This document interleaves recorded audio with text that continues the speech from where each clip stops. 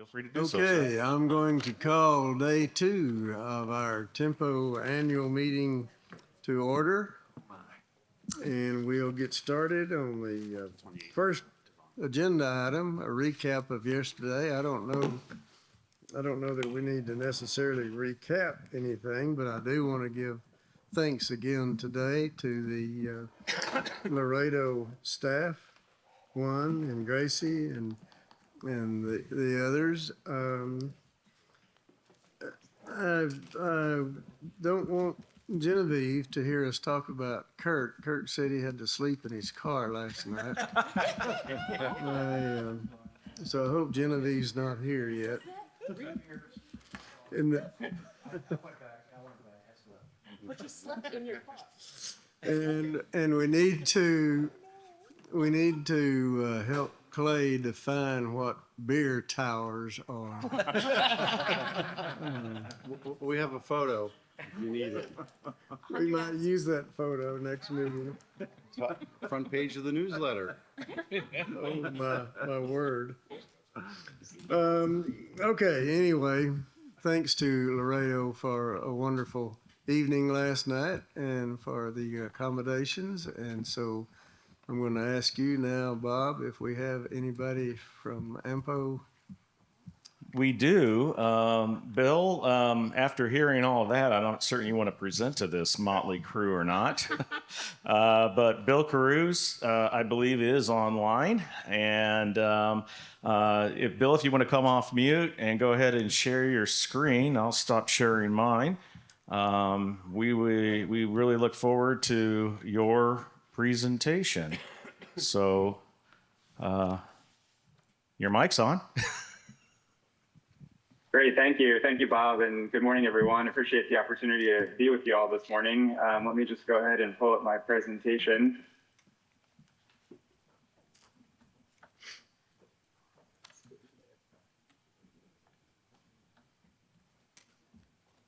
There we go. Is everyone seeing that okay? Yes. Yes, we can. Thank you so much. Great, thank you. Sure. Well, again, I appreciate the opportunity to visit with everyone this morning, and it's good to see many of you that I saw just last week, and thank you for those that were able to join us last week. I hope everybody enjoyed themselves.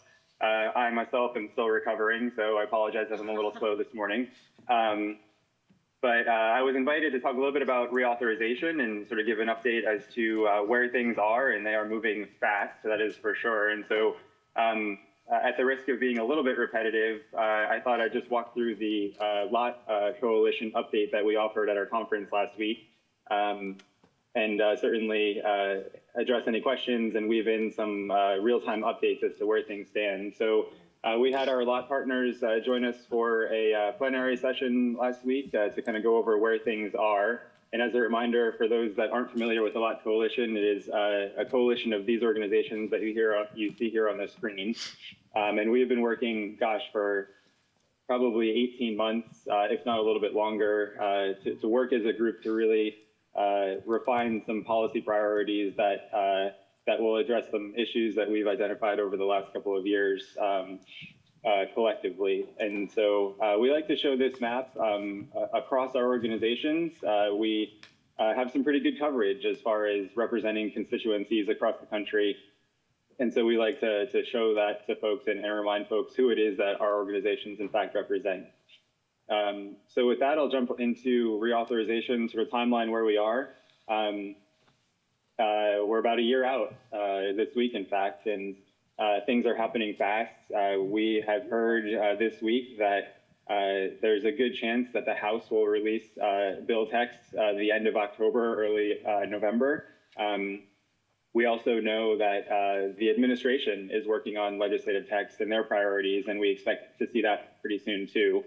So with all of that in mind, we are constantly meeting with members of the House and making sure that what we're asking for is front and center in all of that. And we feel pretty good about where we are. And thank you to those in the room that were able to submit our priorities to all of the portals. There were various portals. And it's our understanding that we did a pretty darn good job in getting our stuff in there and having our priorities well represented. And so that's a really good thing. Chairman Graves, chairman of the House Transportation and Infrastructure Committee, has said that this truly will be a bipartisan member-driven process, and so it was really important that we got our stuff into those portals. And he has doubled down that he really does want a bill by the end of the year. Remains to be seen if they'll be able to hit that target, but we are operating under the assumption that that happens, and making sure again that we're front and center. In terms of this getting done on time, I think it'll really depend on the administration. If the administration makes this a priority and pushes for it, then there's a stronger chance that it gets done on time. But obviously, we've got a long way to go before we get there. On the Senate side, they are working too. They are writing, and similarly, we've had really good ongoing conversations with them to make sure our elements are considered in any bill text that does get drafted. And we had strong representation on that side as well. They had their own portals, and we were able to get our stuff submitted accordingly. So again, thank you to those that were able to work with us on that. They're moving a little bit slower, though. I don't know that they're going to follow a similar timeline as the House. So again, in terms of all of this getting done on time, we'll have to see how those timelines shake out. One other item before I jump in to our priorities and kind of walk through some of the things that we're asking for. I wanted to flag, you may have seen if you receive all of our newsletters and such, that APTA has been pushing for some policy changes. They met in Boston the same week that we were in Providence, and it's our understanding that they did formally adopt the policy in which they would like to see some changes to MPO board structure as it relates to transit representation.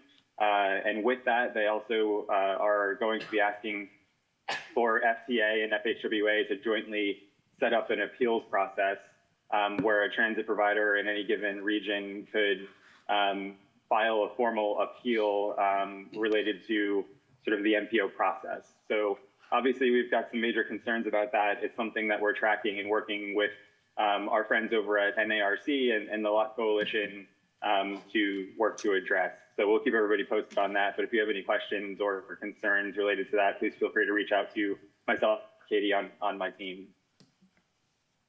So with that, I'll jump into some of how we're framing this. And I also want to be very clear, we are in ongoing and positive discussions at the staff level with AASHTO. We are not interested in an us versus them or a food fight in any way.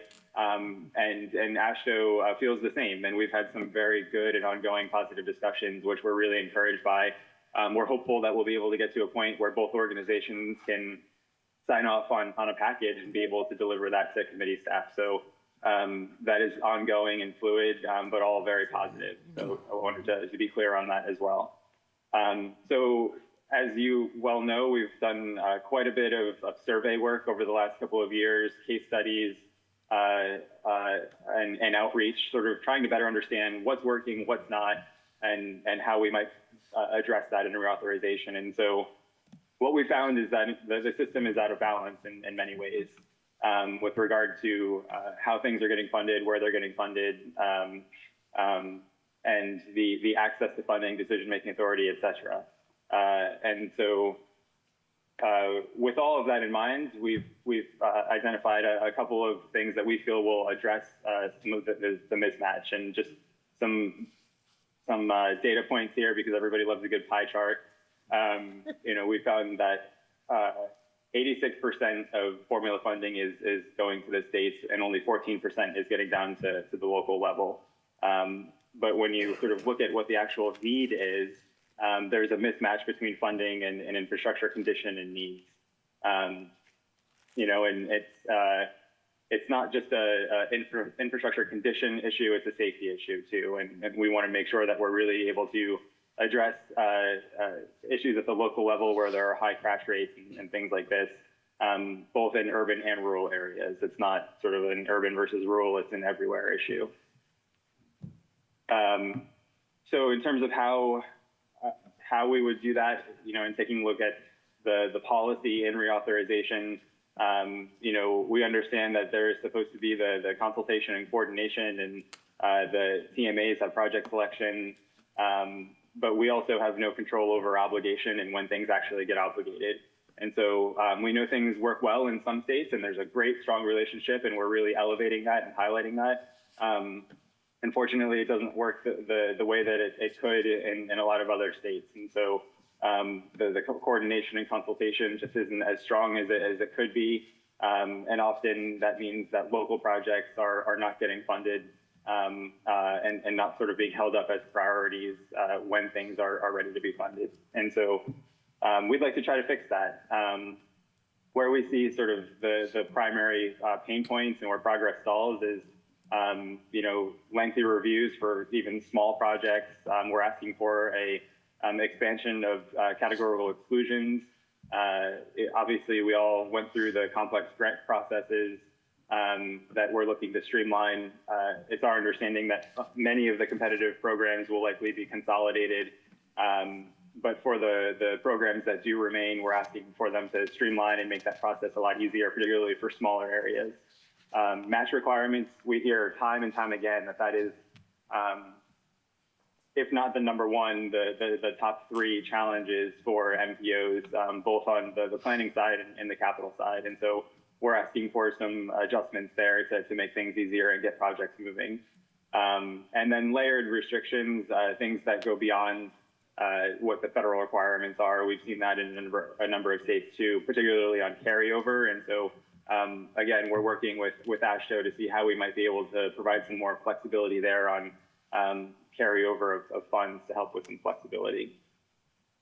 So what does all this cost us? Time, lives, money, and progress. And so how do we feel as though we can restore the balance? Strengthening that transparency, accountability, and sort of project selection piece. Again, working more closely with our state partners to ensure that the projects that get selected by the MPOs are able to get obligated and funded on an agreed upon timeline that works for everybody. Strengthening project delivery and project readiness. We want to be a better partner in all of this. We know that there's never enough money. There's staff issues at all levels. And so where the MPO can step in and step up and be helpful, give us some more resources and the ability to do so.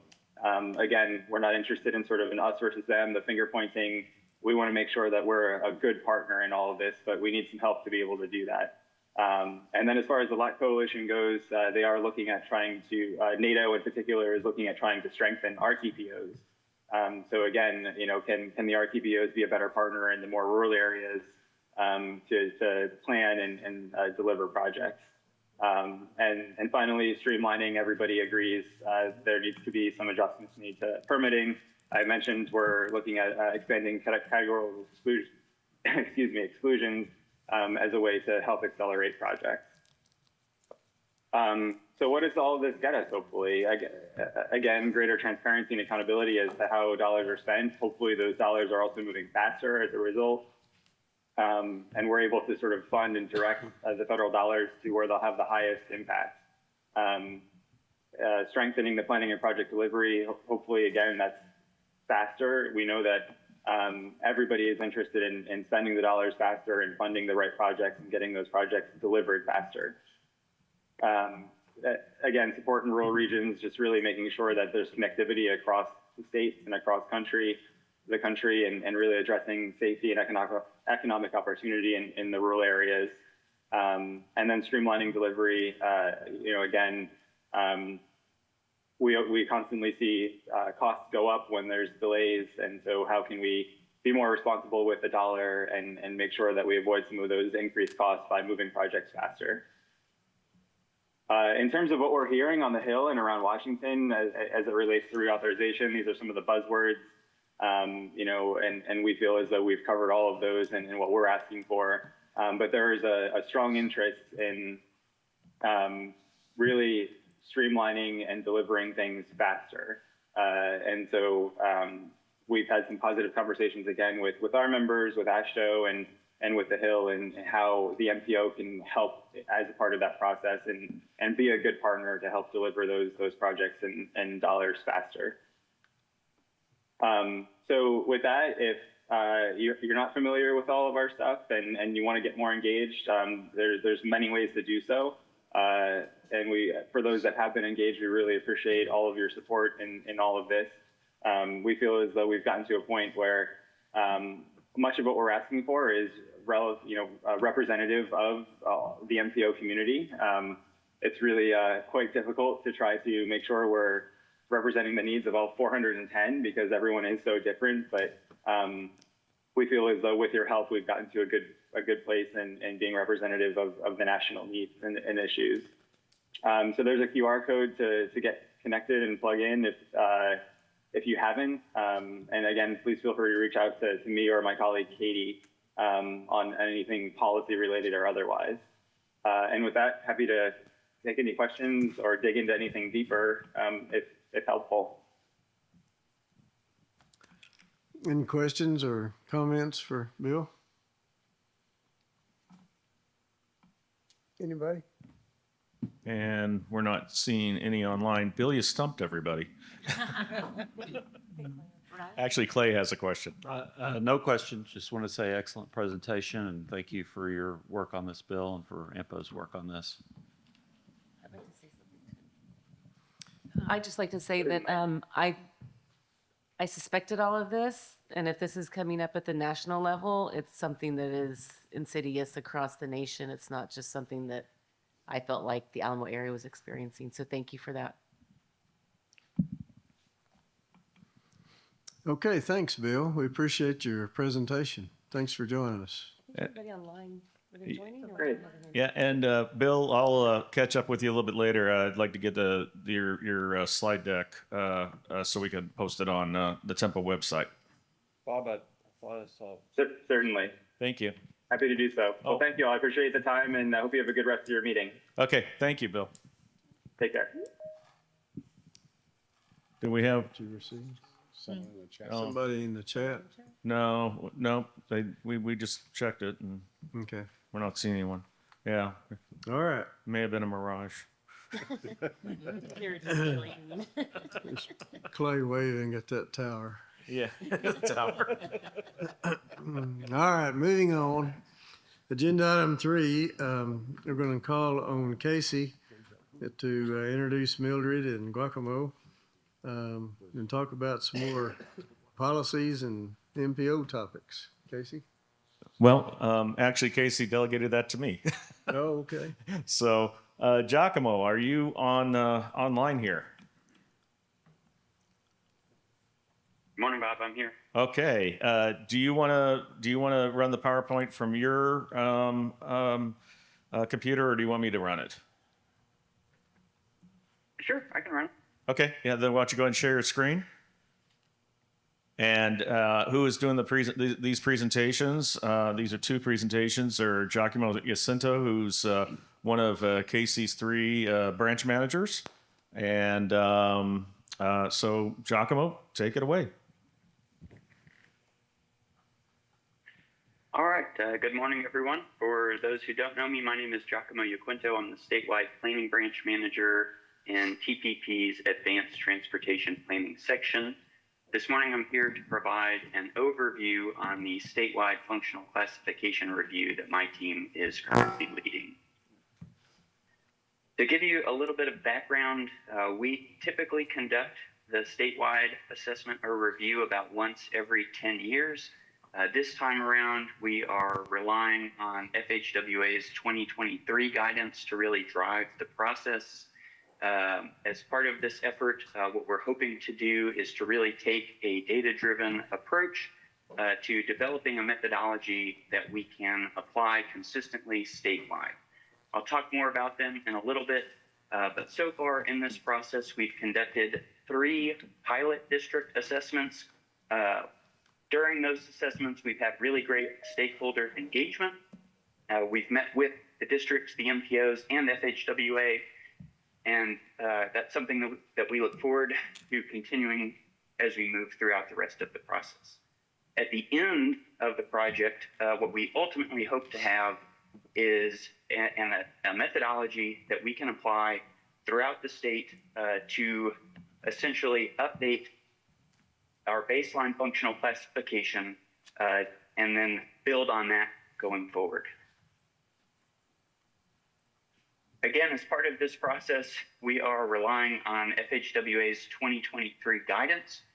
In terms of what that's going to look like on your end, Robert Ramirez and Nick Warren on my team will continue to be your primary points of contact, as well as Ibrahima Timbale, who used to be on my team, who is now in the data analysis section. But to give you a sense of kind of what we're talking about when we say that we are relying on this guidance, in particular, we're looking at FHWA's typical characteristics by functional classification type. And so as you look across this slide, you see the different FC types, and then on the left side, you see the characteristics. And so what we're doing is we're really working to bring our classifications into alignment with these characteristics. But we're also looking at mileage and VMT. And so in that 2023 guidance, FHWA has provided mileage extent guidance and vehicle miles traveled extent guidance for both the rural and urban systems. And that's what we're looking to be closer into alignment with. In terms of what we've done so far, we started our process with a literature review. That was a nationwide literature review. We looked at several states that have recently conducted statewide assessments using the 2023 guidance. Those included Colorado, Oregon, and Kentucky. We also looked at several states that recently did a statewide assessment but completed it just before that guidance came out. And those states included Wisconsin, Arizona, Florida, and New Mexico. To give you a look at kind of what we were focusing on and what we want to emulate in our process, I want to highlight what Arizona DOT did. So when they went through their process, they really focused on bringing their system within the ranges that I showed you a couple slides ago. They focused on the mileage, but they did heavily factor VMT. But what we really liked about their process is actually how they completed it. So at the end of their statewide assessment, they took one single change request to FHWA Arizona Division that basically let them set that new baseline functional classification that they would build on going forward. And that's something that we're hoping to do when we get to the end of our process as well. But one of the things I do want to note is they developed a really great GIS story map that details the process that they followed. If you haven't seen it, there's a link in the bottom left-hand corner of this slide. And so when you get the slides after this presentation, I would encourage you to look at that to see kind of what they did and how they were able to accomplish what they accomplished. And then the other example that I would highlight this morning is Wisconsin DOT. So Wisconsin DOT was an important example for us because they really focused on unique local conditions and then providing flexibility and adaptability to address those conditions. You all know better than I do that our statewide system is itself unique, and then we have unique characteristics in every region throughout the state. And so as you look at this slide here, you see Wisconsin DOT identified 4 primary factors that they considered when assessing functional class, and then 8 supplemental factors that really helped them make an informed decision about whether an existing classification should stay the same or be upgraded or downgraded. And so that, as you'll see in a few slides, is really something that we want to emulate in our process. I mentioned the pilot districts. So we had 3 pilot districts: Atlanta, Lubbock, and Pharr. So that's a rural district, an urban district, and a metro/border district. We wanted to make sure that we really battle tested our approach in as many different conditions as we could. The process that we've developed so far has allowed us to take an iterative approach and really refine the criteria as we came across different issues that were unique to each pilot district. So far, we met with all 3 districts. We provided an overview of initial results. They've had an opportunity to review those results and provide their feedback to us. We continue to refine the methodology, and so I'll just mention now, any additional changes that we make will go back out to the pilot districts and MPOs to get additional feedback.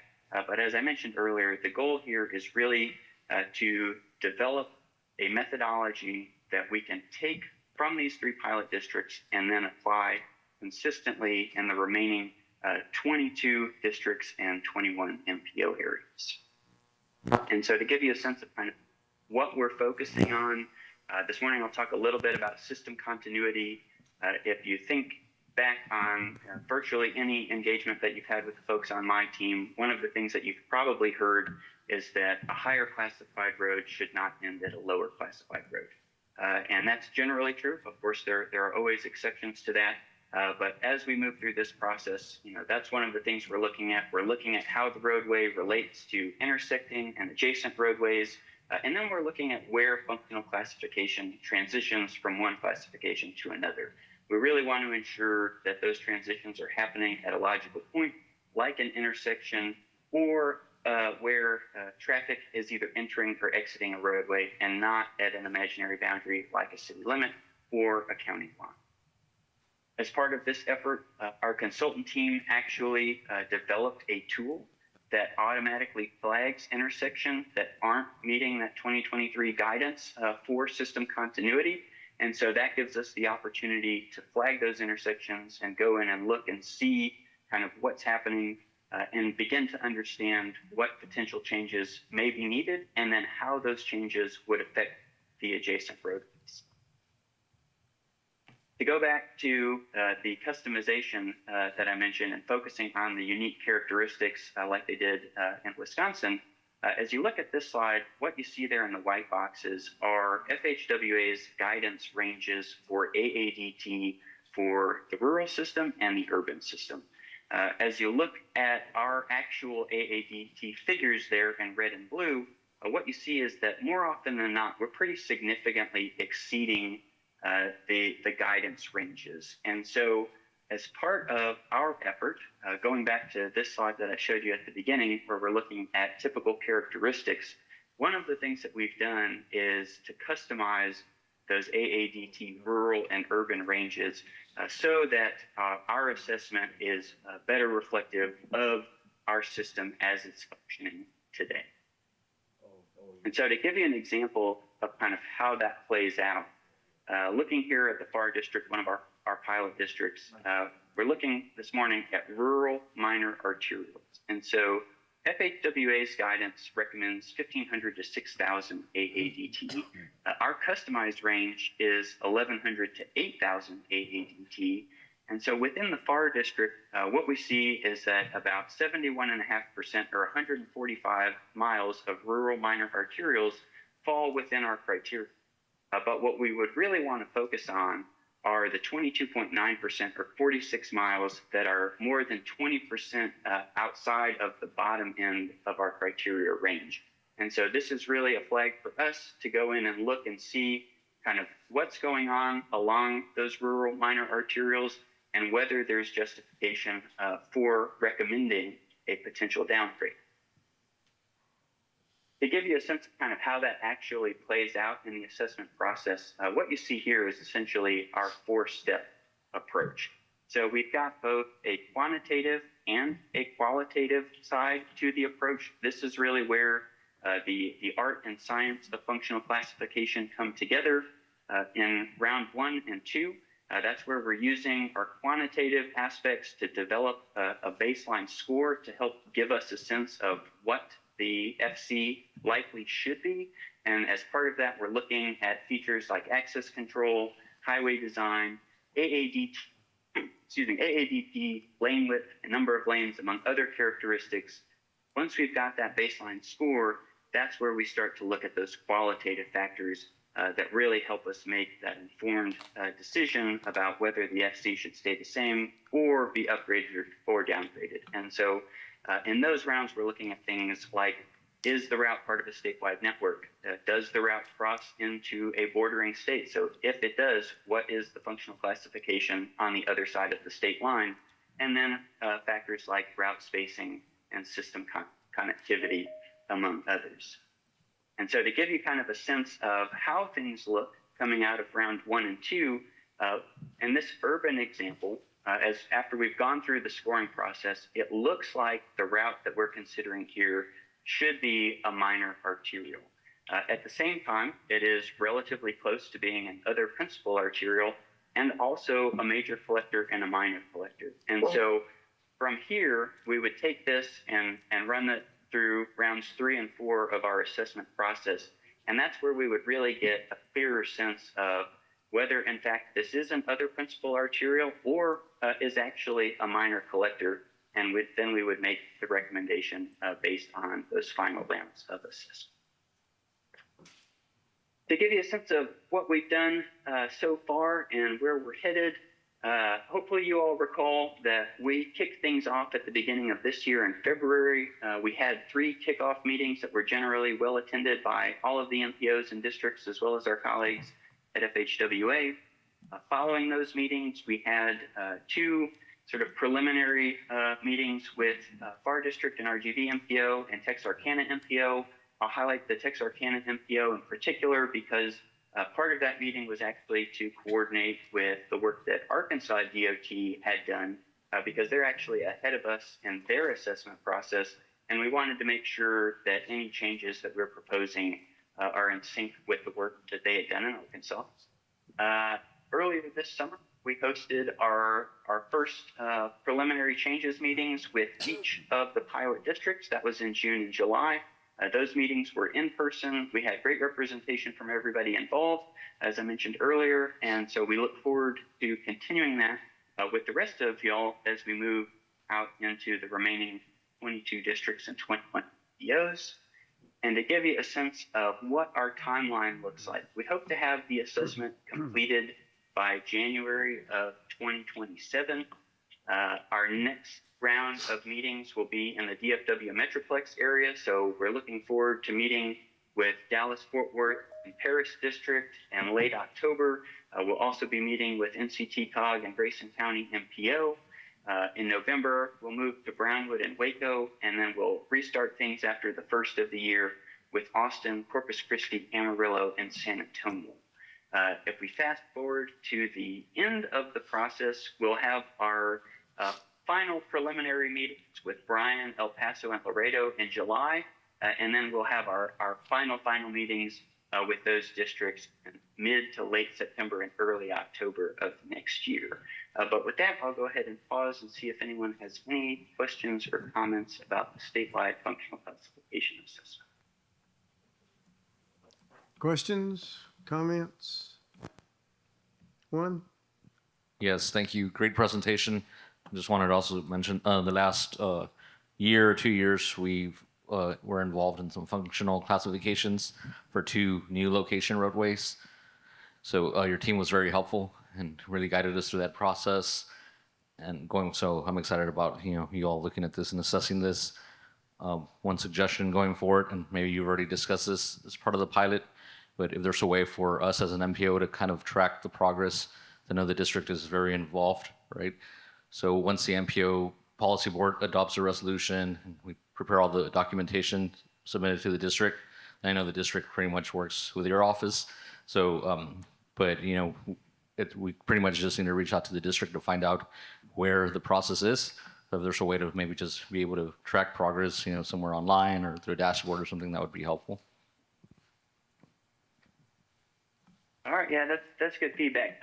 And so just to give you kind of a sense, we have an ArcGIS online map where folks can record comments.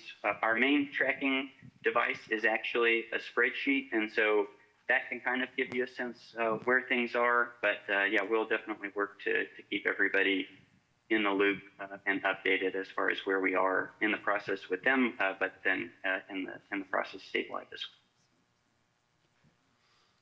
Hello, this is Martin Lucero with the Lubbock MPO, and I'm just trying to just ask a couple of questions, give you a little bit of direction from what I was able to do as a pilot district.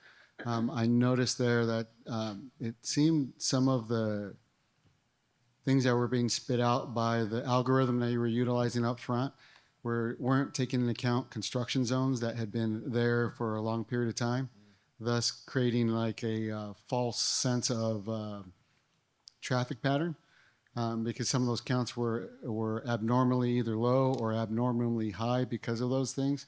I'd make sure that you take a look and understand where those construction zones are occurring or where down areas are due to either bridge repair needs or other things like that, where construction or delays are occurring because of outside of normal patterns. The other thing I would indicate there as well is it appeared as if some of the comments weren't following exactly the pattern that you set out. So if we could get those comments back so we could take a look to see what the actual decision was, it'd be a good thing. So that way we have a second shot of either making additional comments or, concluding where we landed. We had almost 60 comments on that sheet. And so I think we had a sheet that was like 200 and something odd changes that were requested. I know our Lubbock district is huge, so the majority were outside our district, but there was a significant number in our MPO. And so we'd like just to kind of understand where all those decisions landed. So that way we have a better opportunity to be able to go back to our boards. Yeah, thank you for that. And we still owe you all a final meeting, same with Atlanta and FAR. And so, as I mentioned earlier, we're still refining the criteria that we use to conduct our assessment. And if there are any additional changes that come about based on refinements that we make to our criteria, we'll communicate those to you all. But we will have another opportunity to kind of walk you through sort of what those changes were, what the comments were, and then what the final recommendation is for any changes going. Hello, Giacomo. This is Radonna from the Texarkana District. And Morning, Madonna. hi. And I have questions. I love the way you all did the setup, the Excel spreadsheet for the district and for the NPO. So you separated out whatever we needed and everything. My question is, like, if we disagreed with some of the recommendations that you all had for streets and our comments and stuff, I know he just asked about it. When will you all get back to us? And if it was changed, because we have to tell our policy board. And I also know the FHWA has the final decision on functional class.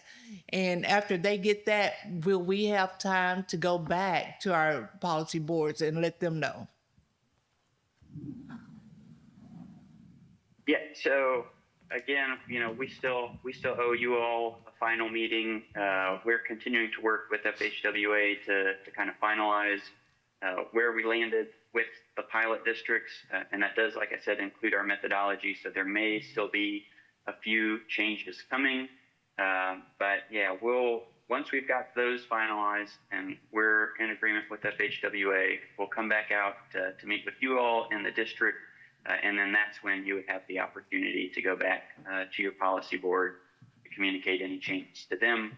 But I think it's important to note, as you did, Radonna, that ultimately FHWA will approve the changes.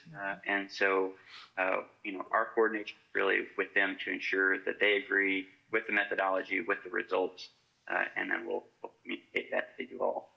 And there should be plenty of time for you to do the coordination that you need to do with your policy board members. Thank you. Other questions, comments? Bob, anybody on the line? No, Mr. Chair, nobody online. I don't see anything here either. Okay, Giacomo, great presentation. A And subject that we are all dearly in love with. Keeps us up at night. Yeah, keeps us up at night. they're laughing with you, Giacomo, just so you're aware. Giacomo has the next presentation too, Mr. Chair. Okay. All right, let's go to carbon. This will be another subject that everybody loves dearly.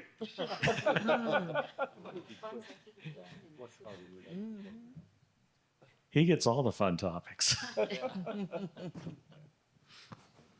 All right, so for the district folks that are on the line, some of you probably heard me go through this presentation earlier this week.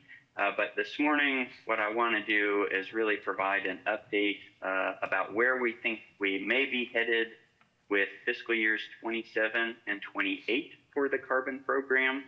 So I want to start by saying that your fiscal year 26 allocations are perfectly fine.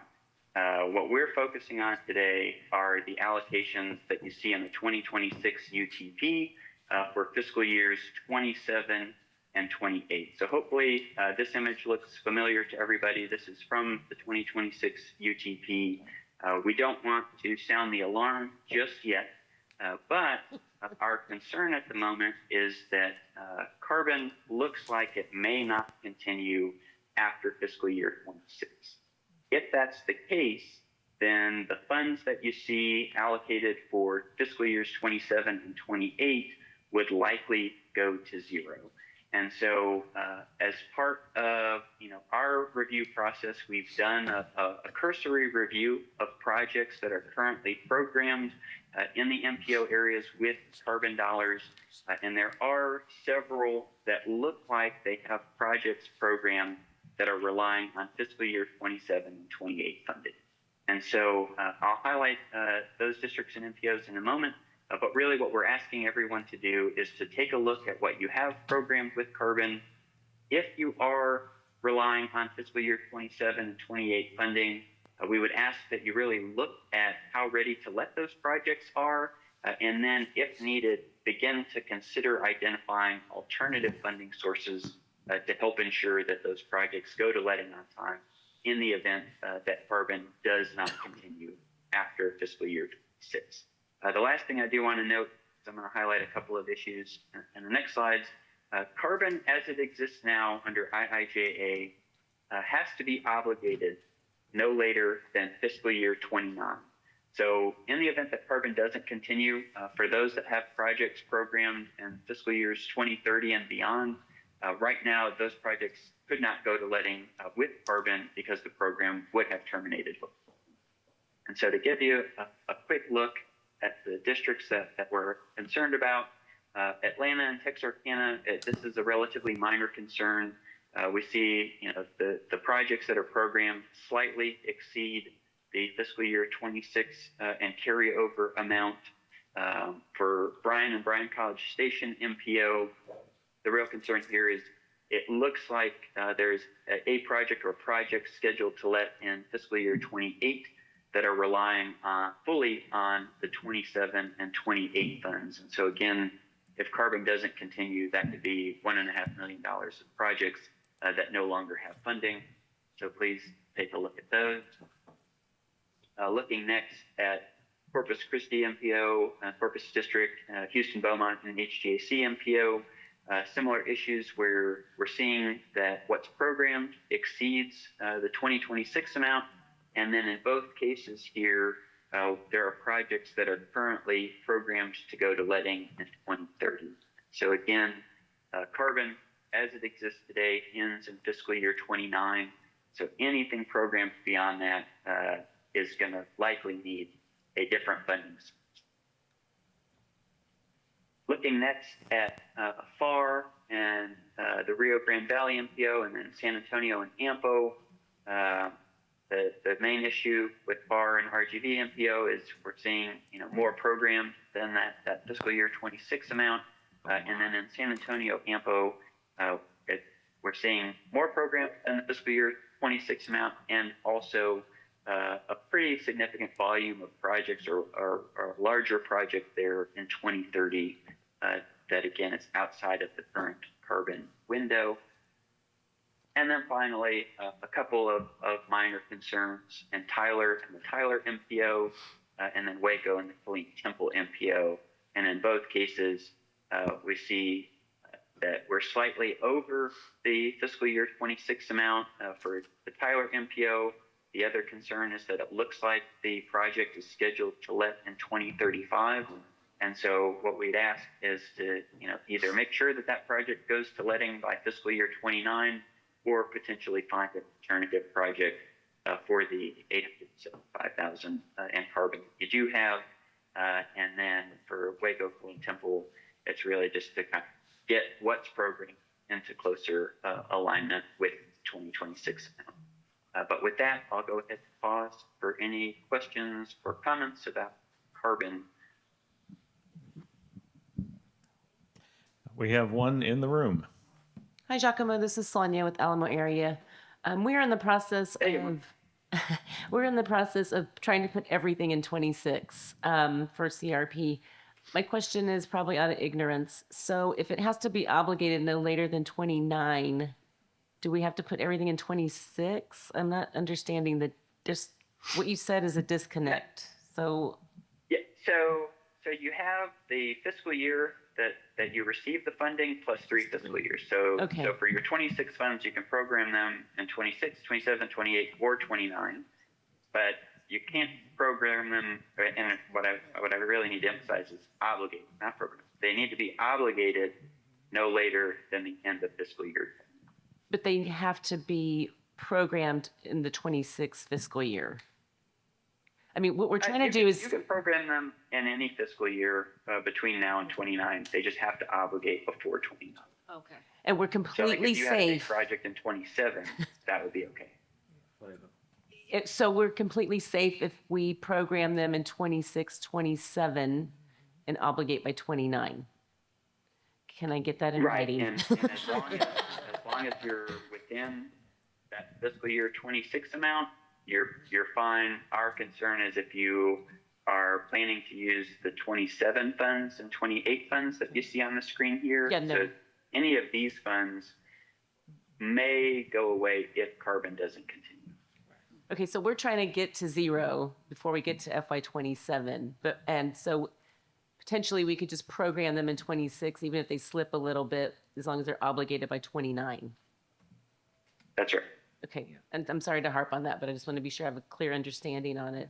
So you'll see multiple amendments, and unfortunately, it's the district that's taking the hit on that 2031. So we're working with them to see how we can mitigate for that. So I appreciate this presentation. When we asked the question, nobody had an answer because it's so unorthodox for something to sunset so close in time that it was initiated. So thank you very much.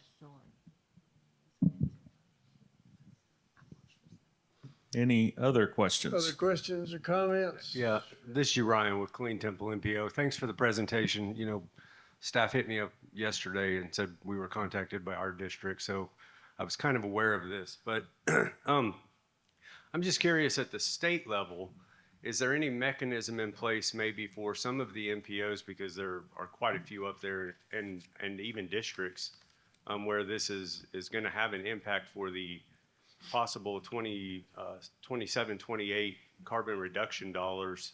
If people were planning on using those, you know, is there any consideration for maybe the commission to be asked for Cat 12 to cover some of that, or other things on the state level to mitigate the ending of the CRP that we thought was going to continue for at least the 2 years? Thank you.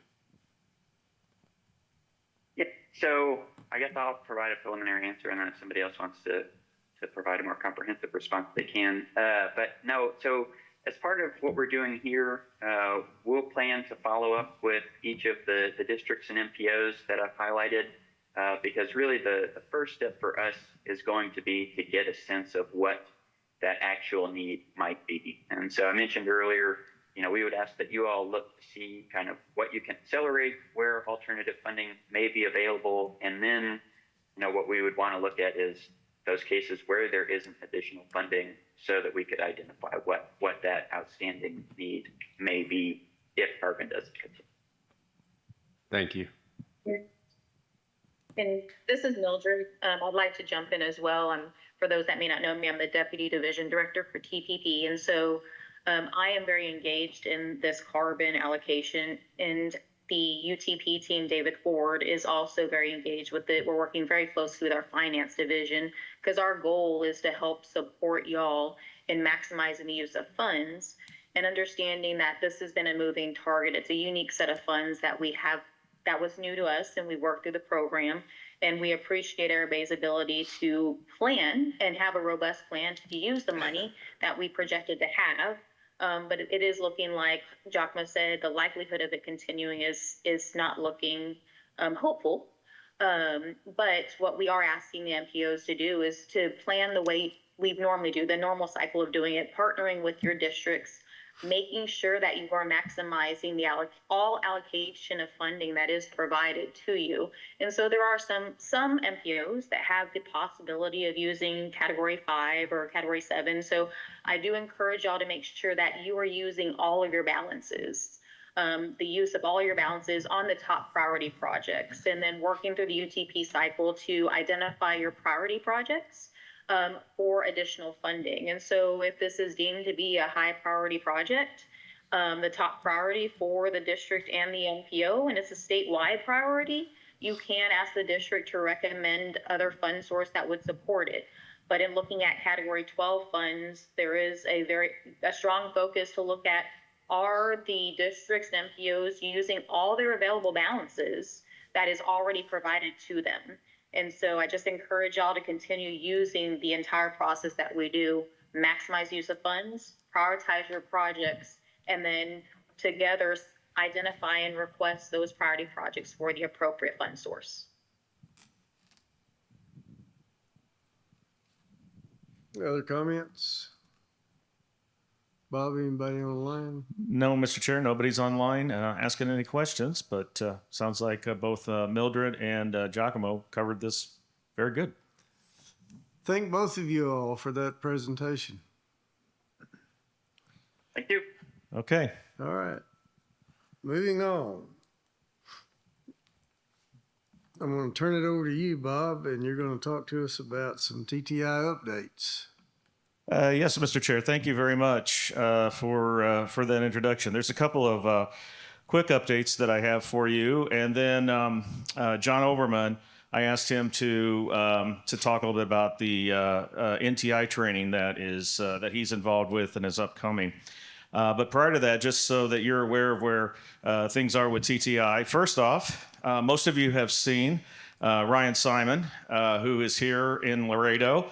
But I wanted to make certain that he got at least his introduction online to everyone. He's been added to the HUA program, and he's going to be helping with a lot of these tempo matters. And making certain, obviously, too, because yours truly has been kind of lax on this, we want to make certain that email list stays up to date. And we appreciate everyone asking for requests and wanting to be on that email list, and we'll do whatever we can. So please, if you can't get a hold of me, feel free to get a hold of Ryan. He will be able to help you out with whatever your request is as best as possible. So that's the first part.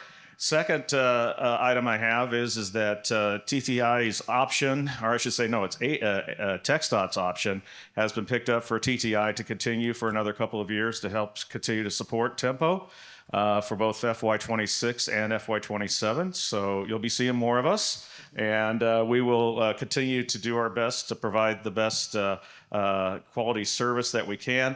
Obviously, the website still remains a big part of what we do in terms of where we're going with that.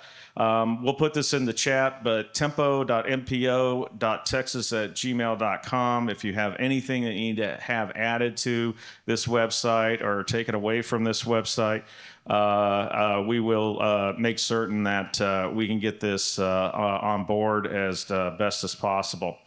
One other thing is we've been, at Casey's direction, helping out with MPO 101s. We've been very fortunate this last year to provide assistance in Houston with HGAC, which begat the briefing book, which I thought was kind of cool how that all came about. We did help out with our friends down in the Rio Grande Valley and helped out with them. And then we also helped out with Permian Basin MPO this year. And we're slated to go to San Angelo here in October to do that as well. And then I believe Radana has asked us to maybe come up to Texarkana. So we're getting around the state and we're getting to know you all. But if you do have any MPO 101 requests, whether it's the slide decks or any of that other information, we really don't want to put that on the website. We'd rather be able to deliver that to you.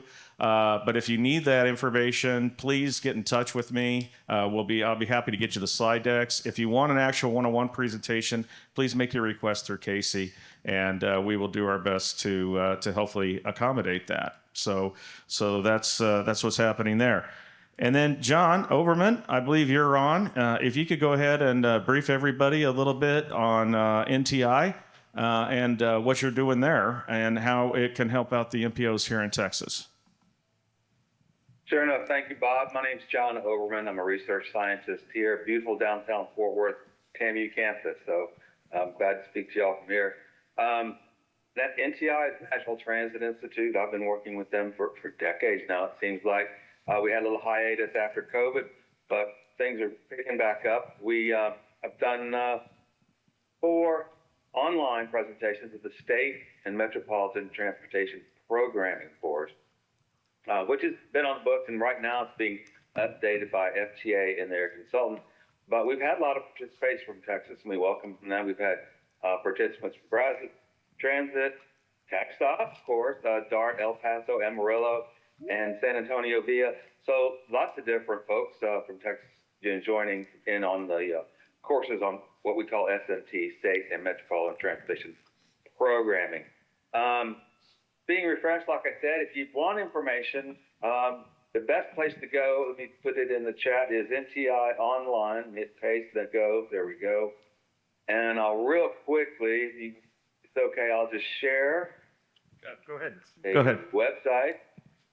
You want to do that for? Yeah, here we go. Yeah. Let me see if I can get that done. Yeah, let me stop the share here on this side, John. Sure enough. Okay, go run ahead. All right, let me pull it up. It's just so you can navigate. Also, it's important for me to let you know that NTI has a new director. So you see that okay? Yes, so we can. NTI, if you this is their landing page, just go click. And all we have right now, or all they have right now, is the fall. And there's not just one course. As you can see, they're alphabetically listed, but there is a bunch, a lot of course dealing directly with transit operations, but some of them cross boundaries. The state and metropolitan course, for example, we used to teach simultaneously for NHI and NTI. Now they're refreshing them, and as far as NHI goes, National Highway Institute, they're kind of transitioning as well. So their website is a little bit different, but I'm just going to scroll real fast down here to, where is it? Got to find the S. There we go. So they're new, okay? They're going to be refreshed even more. You can tell on the column over here if they're the waiting list or not. So this one's still available. That looks like another one's still available. So this is just first week of December. That one's in February. And it'll give you the lowdown. I'm not going to go through all this of what we talked about. But it's the basics. We'll stop sharing planning and programming with a focus more towards the programming and where we talk about STEP. With that, I'm going to end it and saying I'll see y'all at the end of the month, October 30th, I believe I'll be participating in the workshop there. Do you have any questions? Questions for John? Comments? Anybody? Okay. Just one last point about TTI updates. As you know, Todd Carlson is here also in the room. John is a part of our HUA team that oversees work with Tempo, but then Todd has also been here helping out. He's been taking all of your notes and your minutes, and so and he's also gonna pare down that recording and make certain that everything is there. And then I'd also like to recognize Bill Isley. He is the director of the planning program at TTI. He is, I don't know, you're definitely my superior, but I don't know how high up the ladder you are. You're up the ladder pretty high. He's also a very good friend, very good friend. And he happened to be in town for something with A&M International. And he said, "Can I stop in on your meeting?" And I said, "Of course." So say hi to Bill Isley afterwards. So that, Mr. Chair, is my TTI update. Before we leave the update, I want to go back and ask you about the website conversation. Sure. You mentioned to me a while back in a conversation that you and I were having Yes. about the number of hits the website has gotten in comparison to others. Yes, Mr. Chair. Can you pass that out to everybody else? I'm more than happy to pass that along. Thank you so much.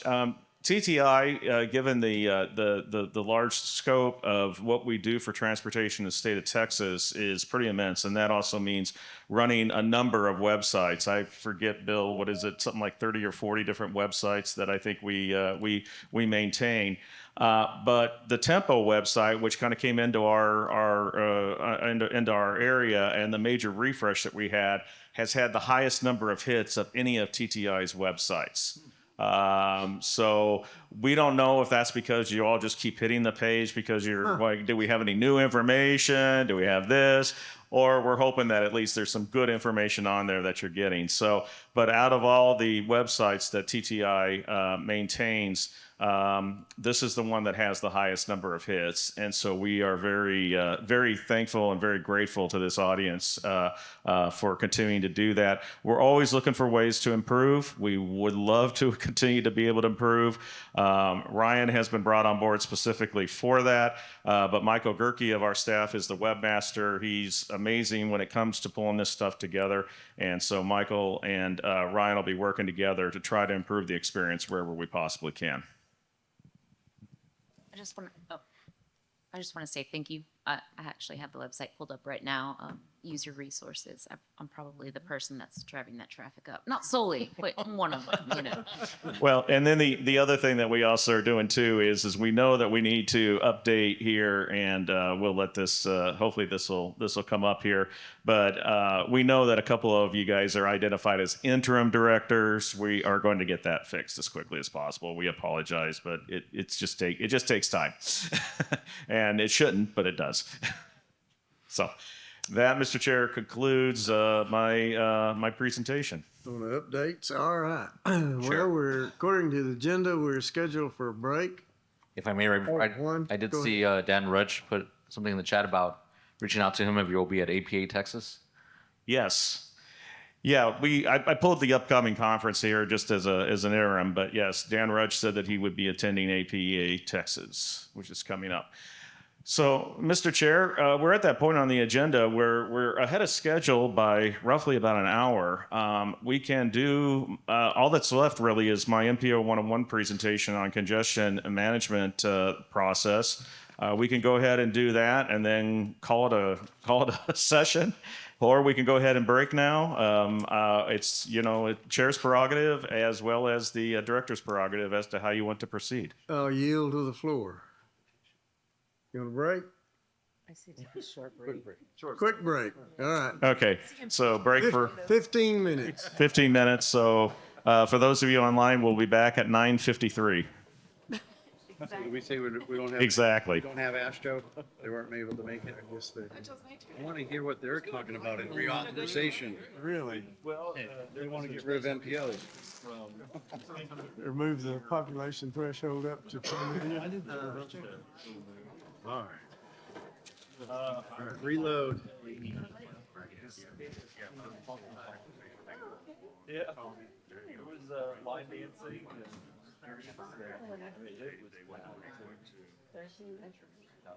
Yeah, they did. I've got them. Yeah. When I was doing that, used to be my next. Yeah. But it made it here to me. We just want to improve. I just know you're right. Tell them where I don't hear how much fire river you burn up in the road. Because there was a couple times that well, I'm just gonna wait till we were away. No, we do now. We're doing it. I'll take the mileage. It's fine. I'll put it on. I've got over it.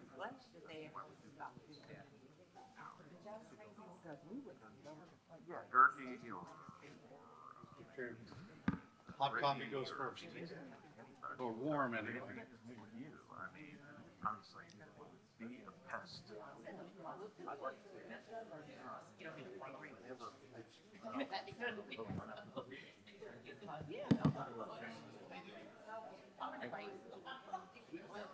my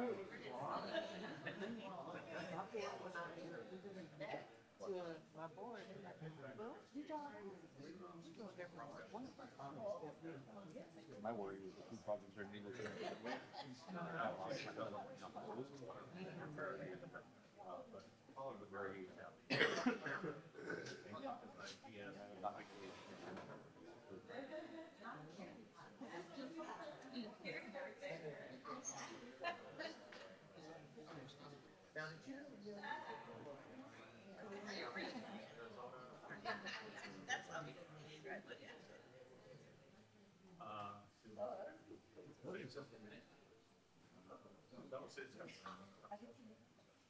Yeah, and then waiting there to grow. I know.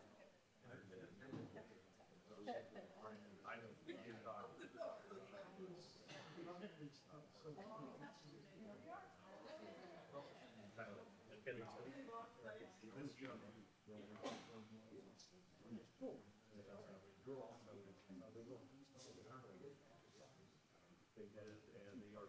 are going to, they're gonna, yeah, we're gonna, and I told them, I just said, no, I said that I tried so hard to tell you. And I said, surprise.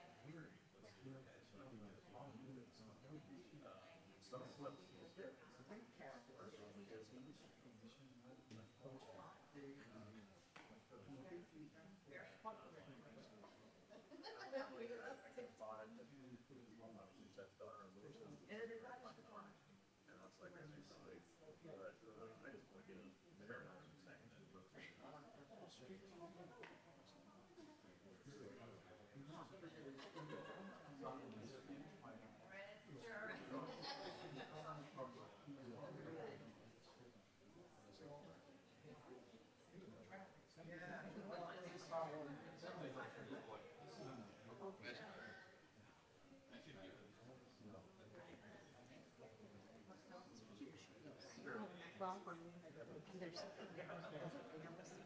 That's what I found all about. Yeah. Oh. So Anyway, yeah. Right. You know, walking around in that. Yeah.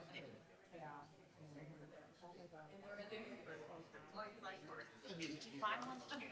Well,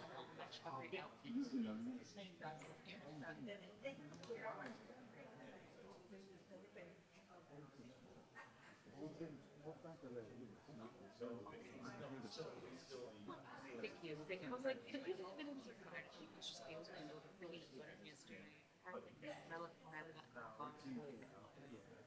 He was going to, that day. Thank you. I tried to. The person who reads. Well, you're probably. So that was. I'm just peanut butter. All right, but like I said, calendar, and then, I've got the cool training days. You'll have this just powerful.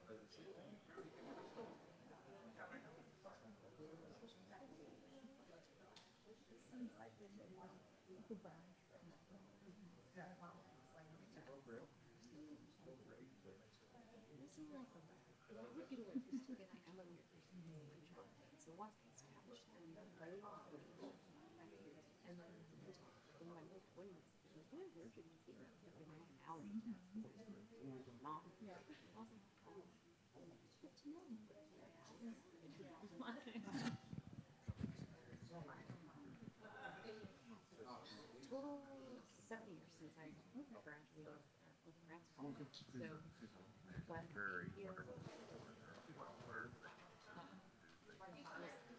It's, after Remember such a case of a 2020 report that switched to city over the MPO or city.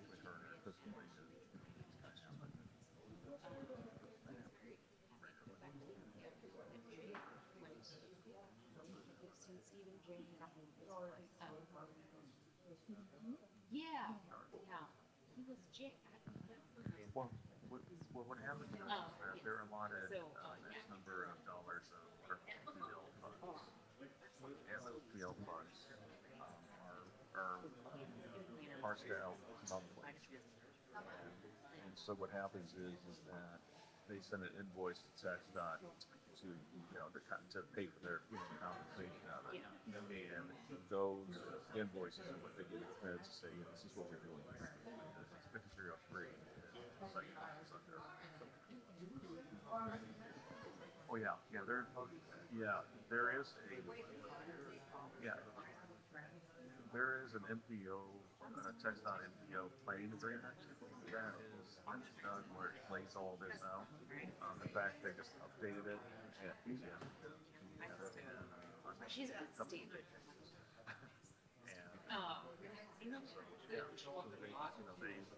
They do a really, really good job of that. And I mean, the contract's very tight. Because right now, what the MPO is the biggest part of that is that there's always that misconception that everyone thinks that the MPO is part of TxDOT. They're not. They're separate entities. But that's where this guy really strengthened that relationship with it.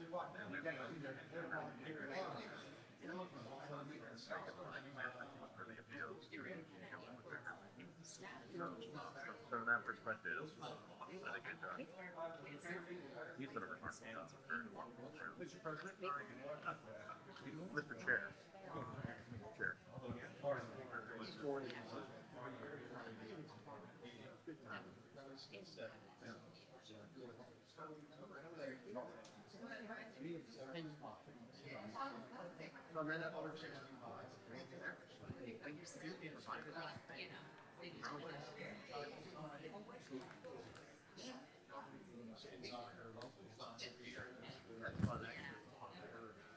Like I got into this like yeah.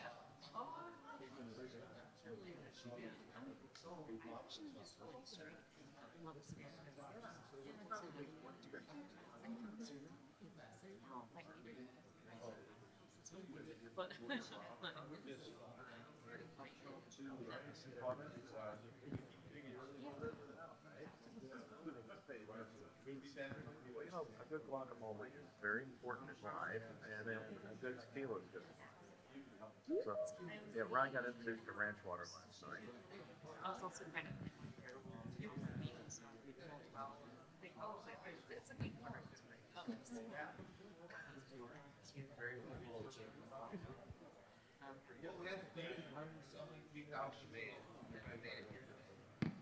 Pretty much.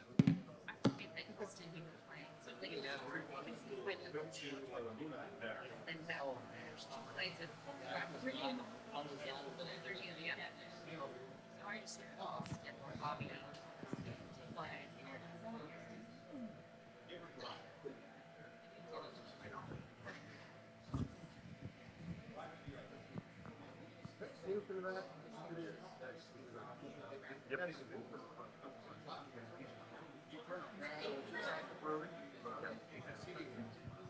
Sure. Actually, get it from Placido. Placido has one. He'll come back. Yeah. I can't put those on the website though.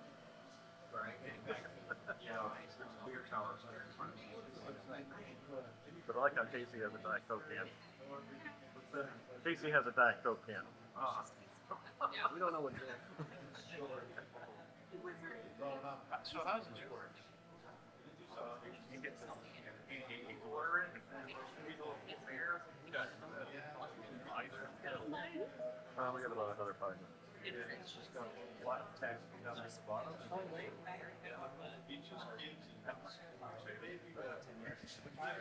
And after I'm done, we can end the meeting. Yeah.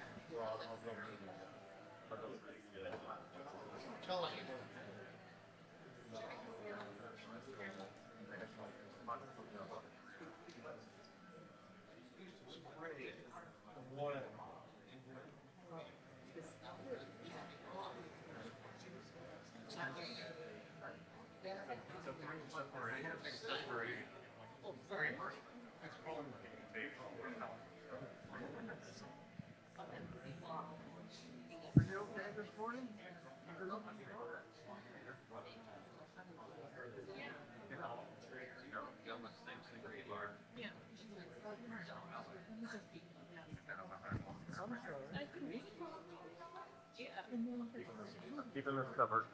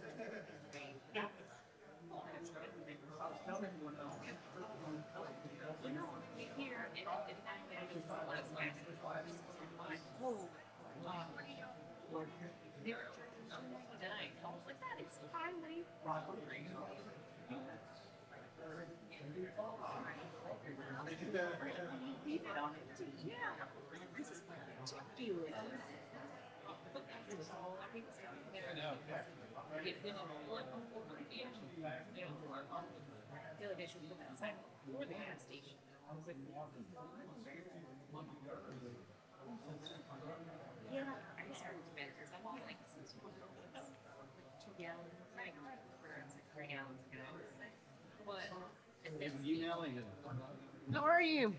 Doing well. Did you go to the hockey talk? No. No, you didn't. No, I didn't. Hey, I wanted to sort of follow from the headline. Or are you sure? Can you help me understand what you're reading? Is that today? Yeah.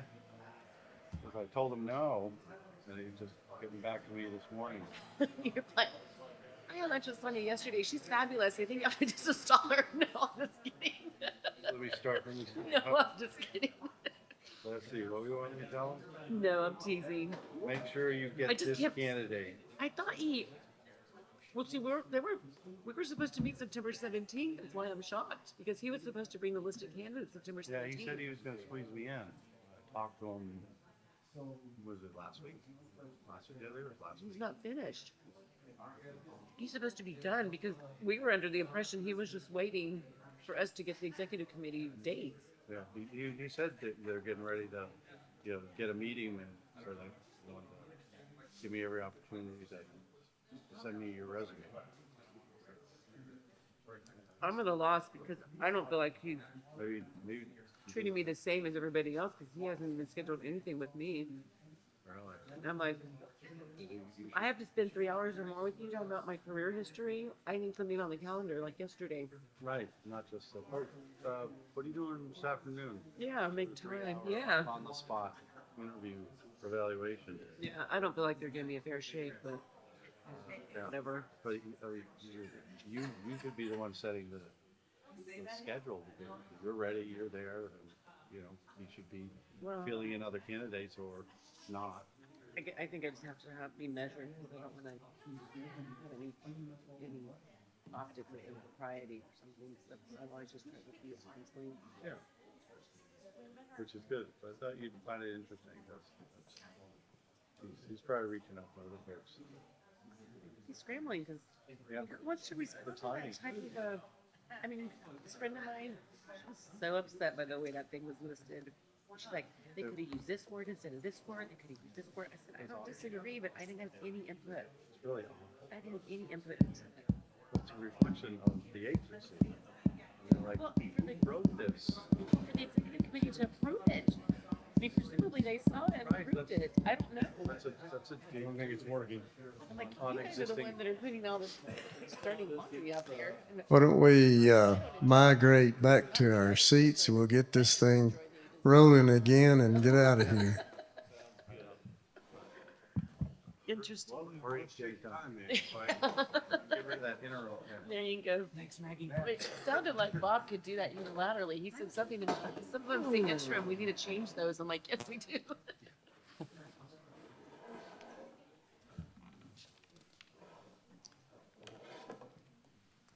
All right. Are you ready, Bob? The riveting topic of Yes. CMP. Yes, Mr. Chair. Before I launch into my presentation here, I do want to make certain to note that I misread the esteemed Mr. Daniel Rudge's note. Since APATX is being hosted in the beautiful Bryan College Station area, he did put in the chat his email address, which for those of you that may not see the chat, is also available on texasmpos.org, but drudge at bcsmpo.org. He would, if you want to get in touch with him or chat with him prior to the meeting, he would appreciate that. If he wants to buy drinks, I'll get there a little bit early for my APA session. Dan, I don't know if you're hearing that, but they're wanting to hit your credit card already. Nice. Oh, wait a second! I just noticed that the mic is okay. There we go. Okay, you wanna say that again, Maggie? Now Dan can hear you. I was like, Dan, if you want to buy us drinks before APA, I'll make sure to get there early. Doing 2 sessions, so you have your opportunities too. So Dan, I passed on your email address to everybody, and they're already wanting to hit your credit card. So be forewarned. All right. As many of you know, we've started this MPO 101 series it's been about 18 months ago, almost 2 years ago, in El Paso, where I did a general MPO 101. From there, we talked about the UPWP. We also talked about the transportation plan. We talked about the PPP. The last one I gave was on roles and responsibilities to help everyone kind of understand where the MPO fits into the overall structure. And then I was requested by Cameron Walker, who unfortunately is fortunately, I guess, he's out of the country on his honeymoon. But he had requested this presentation on the congestion management process. Now, to those of you that are here, that are especially not a TMA, you're probably saying, "Why do I want to sit through this?" Well, there's certain things in the congestion management process that you might be able to glean, and it might be able to help you out. Not in the anticipation that your population crosses the threshold and you're required to do one, mainly from the standpoint that it just promotes some good planning practices. And hopefully from these planning practices that you're seeing with the congestion management process, hopefully this will help you out. And I would encourage those that are TMAs that are in the room, or MPOs representing TMAs, pardon me, I got to get my vernacular right, that if you have any comments or critiques or questions on this, please go ahead and do so. My background in congestion management planning goes all the way back to the mid-90s. This was before the federal regs talked about it in California. The very first CMP that I did was for Butte County, California, which is the Oroville, Chico area to the north of Sacramento. Did that back in the mid-90s, and most of what seems to be the federal process adopted a lot of the stuff from what California was doing with this. And then I was also responsible for the congestion management process for the municipality of Anchorage, Alaska, back in the late 90s. And so, and then of course, when I worked for the Maricopa Association of Governments, we used our CMP process for a lot of things. And what I mean by a lot of things, definitely for project selection, for both how projects got advanced through through our regional transportation plan, also the metropolitan transportation plan, as well as through our TIP process. Some of the slides that I'm going to be giving to you are a recent update by what my former employer, MAG, did. I knew that they were going to be updating the process shortly after I left the organization, but when I looked at their report, I was like, oh, this is beautiful. I should bring it out to Tempo and let you all take a look at it. And so some of these slides are adapted from their process and how it works. So let's go ahead and get launched into this. Okay, what is the purpose of it? Okay, it was identified back at Safety Lou. And it stipulated the need for it, and it was for populations exceeding 200,000, and those were for known as transportation management areas, TMAs. Now, granted, an MPO represents the TMA. The TMA is really an entity unto itself because there are a couple of places where multiple MPOs make up a TMA. I know of the Tampa, St. Petersburg area, for example. I know the Charlotte area. There's like 5 MPOs in that area, and they all represent the TMA that represents the Charlotte-Mecklenburg area. They're federal requirements, and it's all part of the transportation planning process. But one thing to note is that the federal regulations are not prescriptive regarding the methods and the approaches that must be used to implement a CMP. So they leave the notion of doing a CMP up to the TMA itself, or the MPO that's representing the TMA itself. So those are things that are out there to help you to understand that while the process is prescriptive and identified in federal law, how you approach it is going to be kind of your business. Now, of course, as in anything in planning, you don't do it in a bubble. You make certain you engage all of your partners. And of course, your friends at Federal Highway here in Texas, obviously, great folks to work with. Get them involved in the process early and often. And of course, to the state of Texas, TxDOT is also important to involve in this. So you don't do this in a bubble. You want to work with them and be able to get a process together. All the codes for it, normally I have the big old list of all the codes. I just put everything lumped together right there. The actual United States code is right there, 23 USC subsection 134K3, and then also the Code of Federal Regulation 23 CFR subsection 450.322. So that's where it is in federal law and in code. Now, what is the purpose behind this? And some of this information also comes not only from the stuff that I've done, but also from the Federal Highway website. It's intended to be used as an objectives-driven, performance-based approach to planning for congestion management. Now, that's a lot of terms, and it sounds really nice, especially if you roll that off in front of your board or your technical activities or technical advisory group. But the biggest part about it is that it's supposed to be a mechanism for ensuring that investment decisions are based on some identified outcomes. It's meant to be able, not necessarily, you're going to do your best to try to meet some of the congestion that's out there. You might not always completely mitigate it, but the point is that you're trying to work towards some desired outcomes, whether it's a reduction in VHT or a reduction in VMT or just some improved travel times, overall travel times, whatever your measure is. And the idea here is that you're identifying what's effective over time. And also throughout this process, because it's not just one where you just put it out there, you have to go back and reevaluate it. And for those of those MPOs that do represent TMAs and go through federal certification reviews, they do go back and look at this. This is one of the topics that they would like for you to kind of work through. So again, it's figuring out ways to reduce congestion, and it's just a big process. Now, one of the things that's interesting is that most of the times of what we do with putting in projects and MTPs and in TIPs, a lot of it's always capacity enhancements and stuff like that.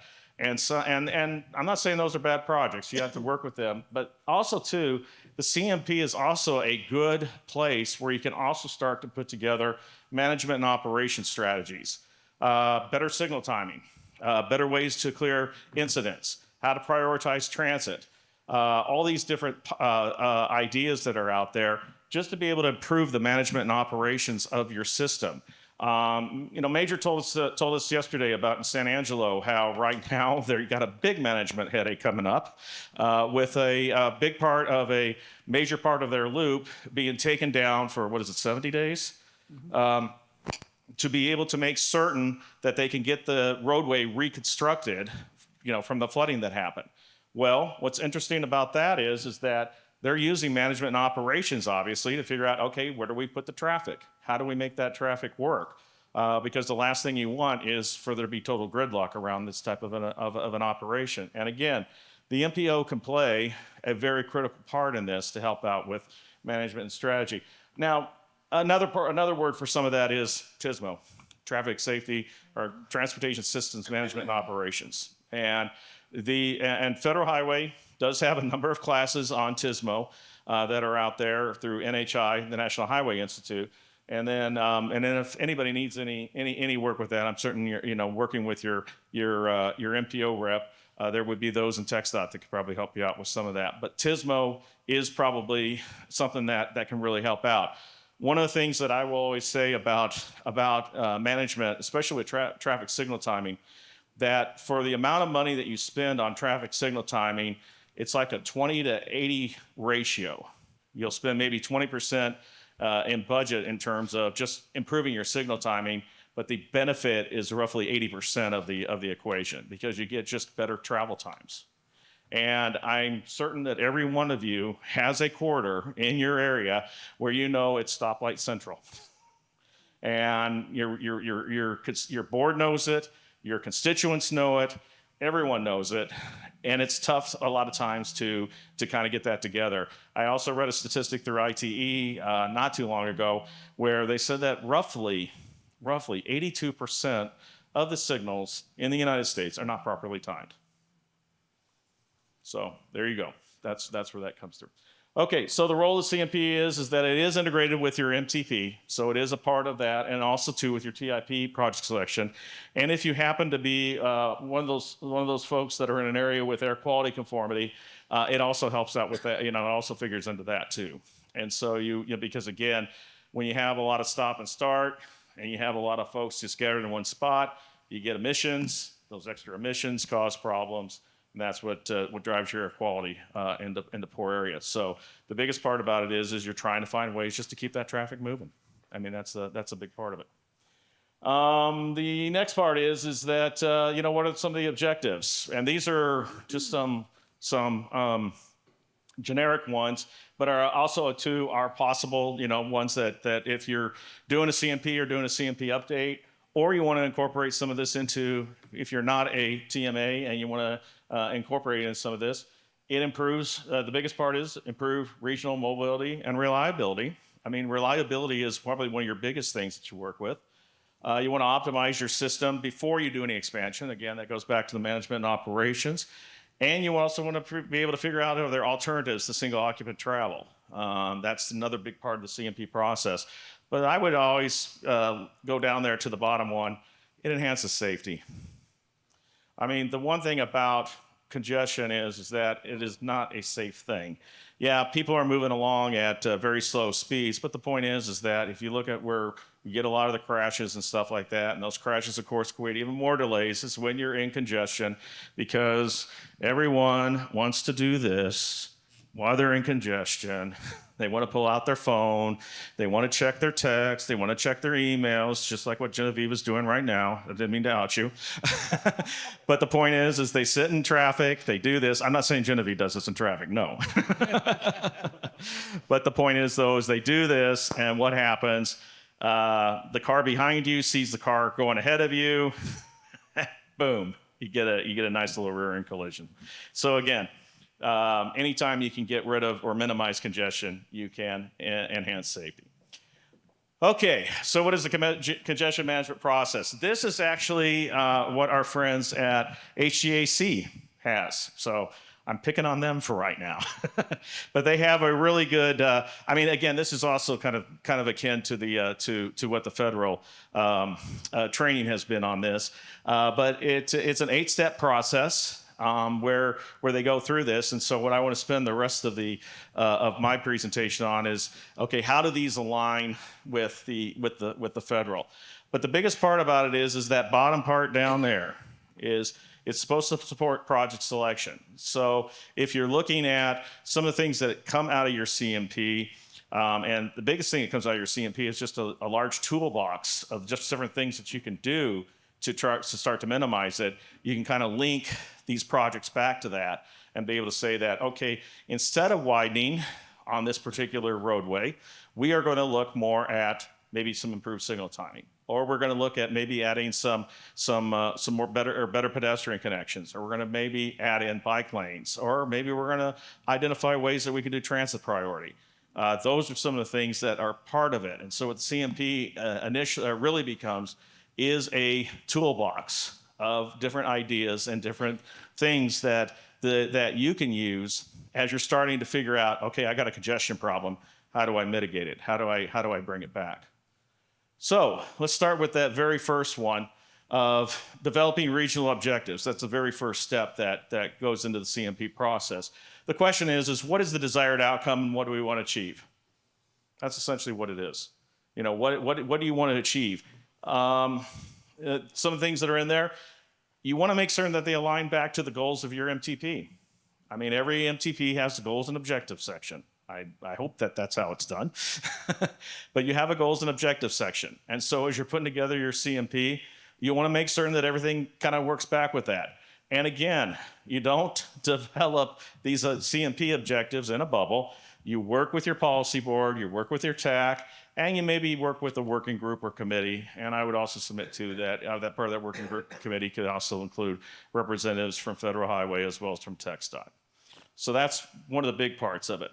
Now, some of the things that you might be focusing on is how to measure this. And these are just some examples of what we used to use in the Phoenix area. We always looked at what we call vehicle hours of travel. Sometimes that got translated to average operating speeds, but we were always trying to figure out how we were able to get the speeds up to be able to make it a lot easier, because we were in a non-attainment area for dust. Imagine that, we live in a desert. And so we were always trying our best to keep traffic moving. And so we always looked at those at the outcomes when we were looking at this is, you know, what are the operating speeds? And you get that VMT over VHT gives you your average operating speed. VMT is vehicle miles of travel. And so that can help you out. The other big part of it that we had too was, and as an example, was that we always wanted to try to make certain we had good travel time reliability. And we would do every quarter or so, we would at least do some drives up and down some of the parts of the corridors that were part of our CMP network. And we would say, okay, what are our travel times? What are we getting?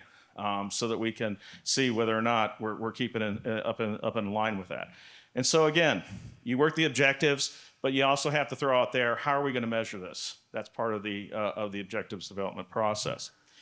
The next part is the CMP network.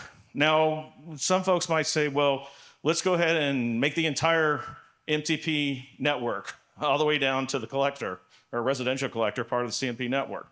You can if you want, but that is a lot of data and a lot of effort in terms of working with it. And so the biggest question under this is, and how you align it is what parts of your transportation system are in focus? Is it just the NHS? Is it just going to be the National Highway System routes? Or is it going to be the system routes? Or is it going to be the system routes plus a couple of principal collectors? Is it going to be for transit? Is it going to be the transit lines and how effective they're operating? Is it going to be some bus lines? Those are the things that you're kind of working with right there to be able to say, okay, what do we want to focus on? And it's up to you to figure out what that CMP network is. Now, if you're not a TMA and you're kind of thinking about, how you manage your stuff with putting together your MTP or your TIP, having kind of in the back of your mind and maybe having that cleared through with your policy board of this is, kind of the network we're going to focus on is not a bad idea. because the other part is that then you're always chasing a lot of things to make this work. And so the CMP network I always felt was a good idea. Now, the big part about this is that it's both a geographic scope and there are system elements. What I mean by geographic scope, typically it's always going to be, within inside of your planning boundaries. But the other thing is, what elements are you working with? In the MAG region, we looked at the freeways, we looked at the principal arterials, which we called the mile streets, and we also looked at all of our transit routes. Those were the main things that we focused on. We didn't go down to the minor arterials or the regional collectors or anything like that. We just focused on those as part of our CMP network because we knew that some of those other parts of that element were kind of out of our control. It was mainly in the purview of our member agencies, but at the same time too, we mainly focused on those areas. And again, from there, we were able to use that to justify a lot of our selection for our projects. So that's how we work through that. Now, here's some different ways to look at it. It's a subset. It's a subset of your entire network, but it could be based on some of these. These are just some examples. Travel time reliability, any places where you might be identifying future connection. You have a whole new area where new development's going in. Clay's got a brand new semiconductor plant coming in. So he has got a brand new area where congestion is probably going to happen. And so you focus on that particular area. Strategic facilities. Here, especially in Texas, I would say those will be some of the areas that are associated with any disaster prep and, hurricane evacuation routes and stuff like that. You want to be able to work with that. High capacity transit, critical freight routes. Another big part of this to make certain that the freight continues to flow. And then safety, and then any other known hotspots that you might have. There might be that occasional 5-legged or 6-legged intersection that you've been trying so hard to get rid of. And those are some parts of that. Because as we all know, signal timing of 5-legged and 6-legged intersections is very easy to do. Or you might be introducing she just left the room, the bi-state roundabout. Yes. So those are some of the things that are out there. So again, these are the components. How do you put together that CMP network? This is where it goes into. Okay, next you go into is you got to figure out how you define and measure congestion. Always different. And this is the beauty of the MPOs, because every MPO is different. What is congestion in Eagle Pass is going to be way different than congestion in Killeen Temple. What is congestion in Victoria is going to be way different than what is congestion in San Antonio. Oh, I lived it. Yeah, some people have lived it. And the point is it's all different. It's all different. And so what you have to really work to here is, what is your definition of congestion and how do you work with it? Biggest part about this is your performance measures. And we'll be talking more about performance measures, I think, in the months to come. But again, consider these principles. How do they align with your existing performance measures? How do they coincide with any planned strategies for congestion management? Because sometimes they do and sometimes they don't. And how do they measure against your broader MPO goals? What's in your MTP or in your TIP? Those are some of the things that you can look with. So again, a big part of this is just defining how you measure congestion. Okay, next is aligning with the federal requirements is collecting data and monitoring performance. Yes, there is a data collection and a monitoring process. And simply there is, how does it perform? How do we make this perform? And so what you need to do through your CMP process is identify where you have some data gaps or needs, and then how to take that and put that into your agency's process for collecting data. And some of that might mean purchasing new data. Lubbock purchased and did a great presentation yesterday on NREX data. They don't give it to us for free. They may think that you're getting it to Google and to Apple for free because it shows up on their maps. But the point is, though, is Google and Apple are paying a nice little fee for that. And so the point is to get some of those data sets, it does cost money. And if it does cost money, you want to make certain you can get that into your UPWP if this is the type of data that you need. Also, too, consultants. I don't know if there's any in the room right now, but there's probably a couple online. They do cost money, and you do have to work with them on that. So that kind of gets into it. The next part is to just do the actual analysis, and so here is what congestion problems are present in your region or anticipated. I talked about what's happening up in Grayson County. They do have some congestion that's probably going to be on the horizon. I know our friends in Austin have a couple of chip plants and other things going on down there.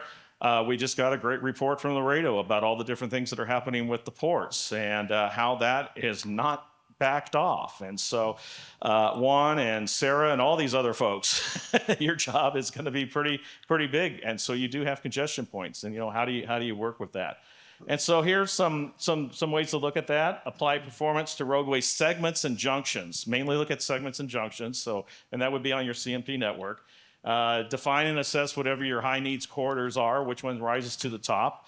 I think one, if I had to mention, I think I-35 probably rises to the very top in your region. But then I also bet 69W/US 59 is another one, and US 83. So those all rise to the top. Those are high need corridors. The other part is to try and normalize a lot of this stuff across modes and geographic areas. So that way, when you're looking at a lot of this, you can bring to some stuff that might not be as highly weighted because maybe it's on a lower volume facility versus, say, a freeway. You want to try to figure out how to bring those up so that you can kind of weight them out equally, so that all congestion problems are presented equally across that. There are so many techniques to be able to do these types of weighting.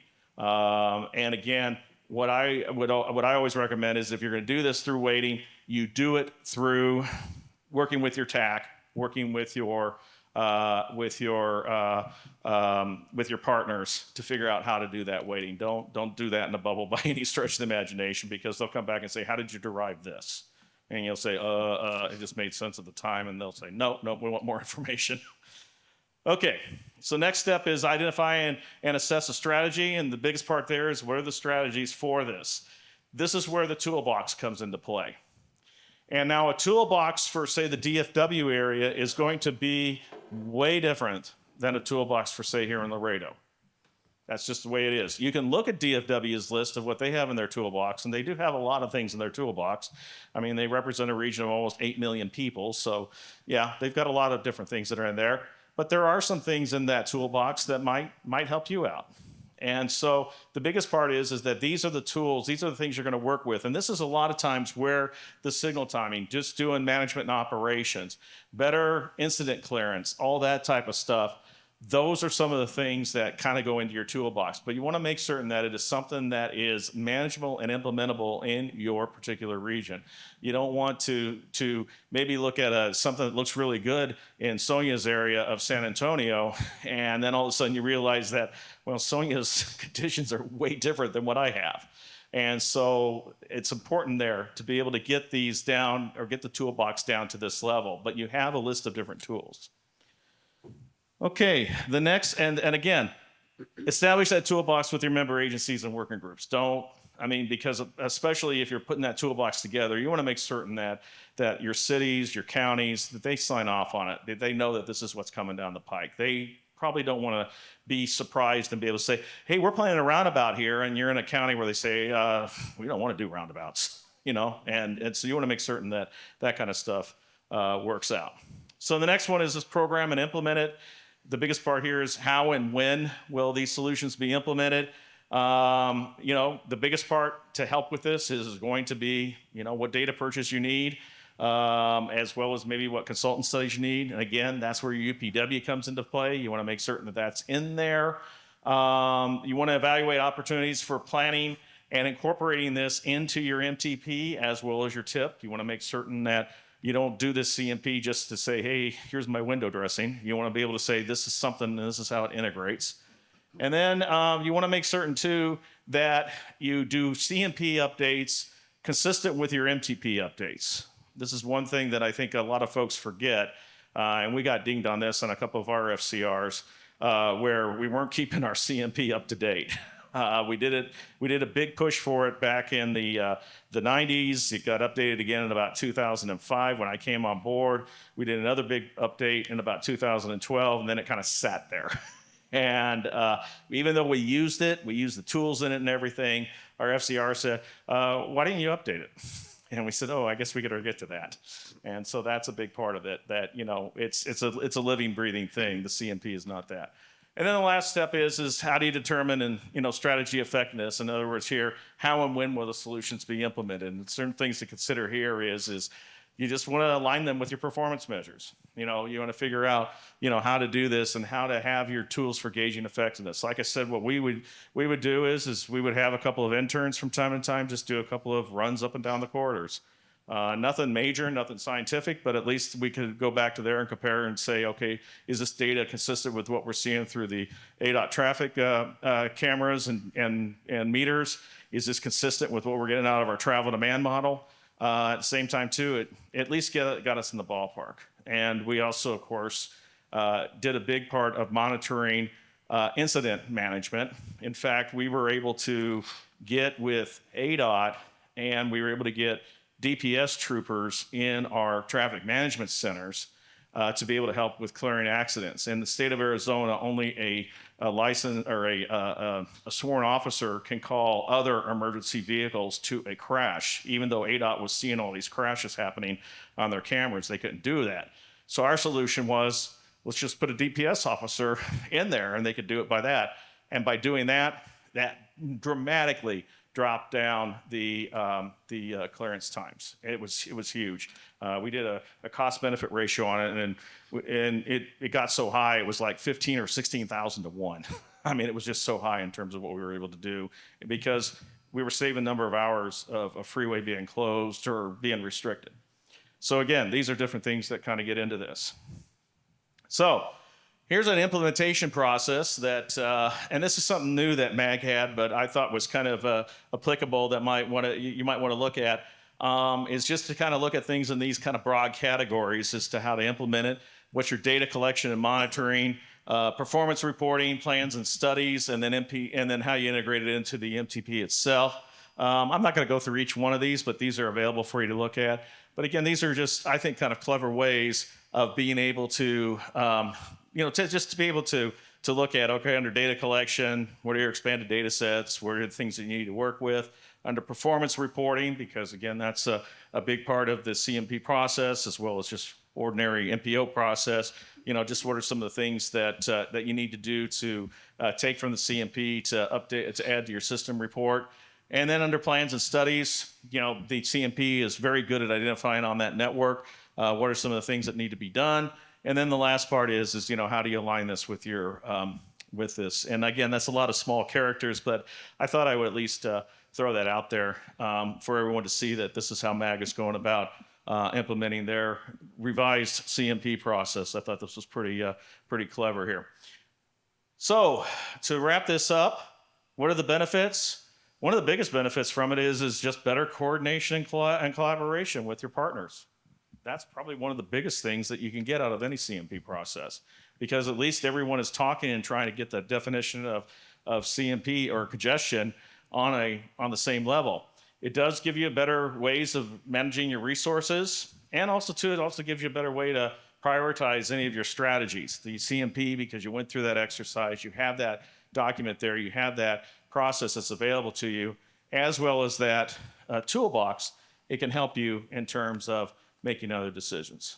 So, Mr. Chairman, I believe that's my last slide on the CMP process. I wish that Cameron could have been here to give me any kind of razzing over this, but I do appreciate the opportunity to do this, and I hope for those of you that are not representing TMAs, I hope that there's some nuggets out of this that might be able to help you out with your future metropolitan plans or tips. I'll be happy to take any questions. Thanks, Bob. Any questions or comments for Bob? I have a comment, just a real quick comment to the CMP process. Thanks, Bob. There's a lot of information that goes into all of this, but you know, just to keep this on everybody's radar, when you do a CMP, when Federal Highways comes and does your review, they're going to look to make sure that you're updating it regularly. They're not going to tell you how often you have to update it, but they're going to tell you that it needs to be updated, as they did with us. And you know, it was a good thing for us to understand that, Yeah, we take this is one of many plans that we do, but we need to make sure that we keep an eye on it and make sure that we're updating it and using it how it was intended to be used. Thank you, Ryan, and you just greatly illustrated what happened to us. I think you have an online. We have an online question. Hang on. Barbara, go ahead with your question. Thank you. Bob, I appreciate you always calling us a partner, the federal agencies. I appreciate that. You know I do. I wanted to mention when on one of your early slides, you mentioned that the feds don't tell you how you have to do it. I just wanted to caution the TMA non-attainment areas, and I dropped it down in the chat, that in the F paragraph of the citation that you used, there are some shalls for TMA non-attainment areas. Thank you. Thank you, Barbara. I knew I missed that.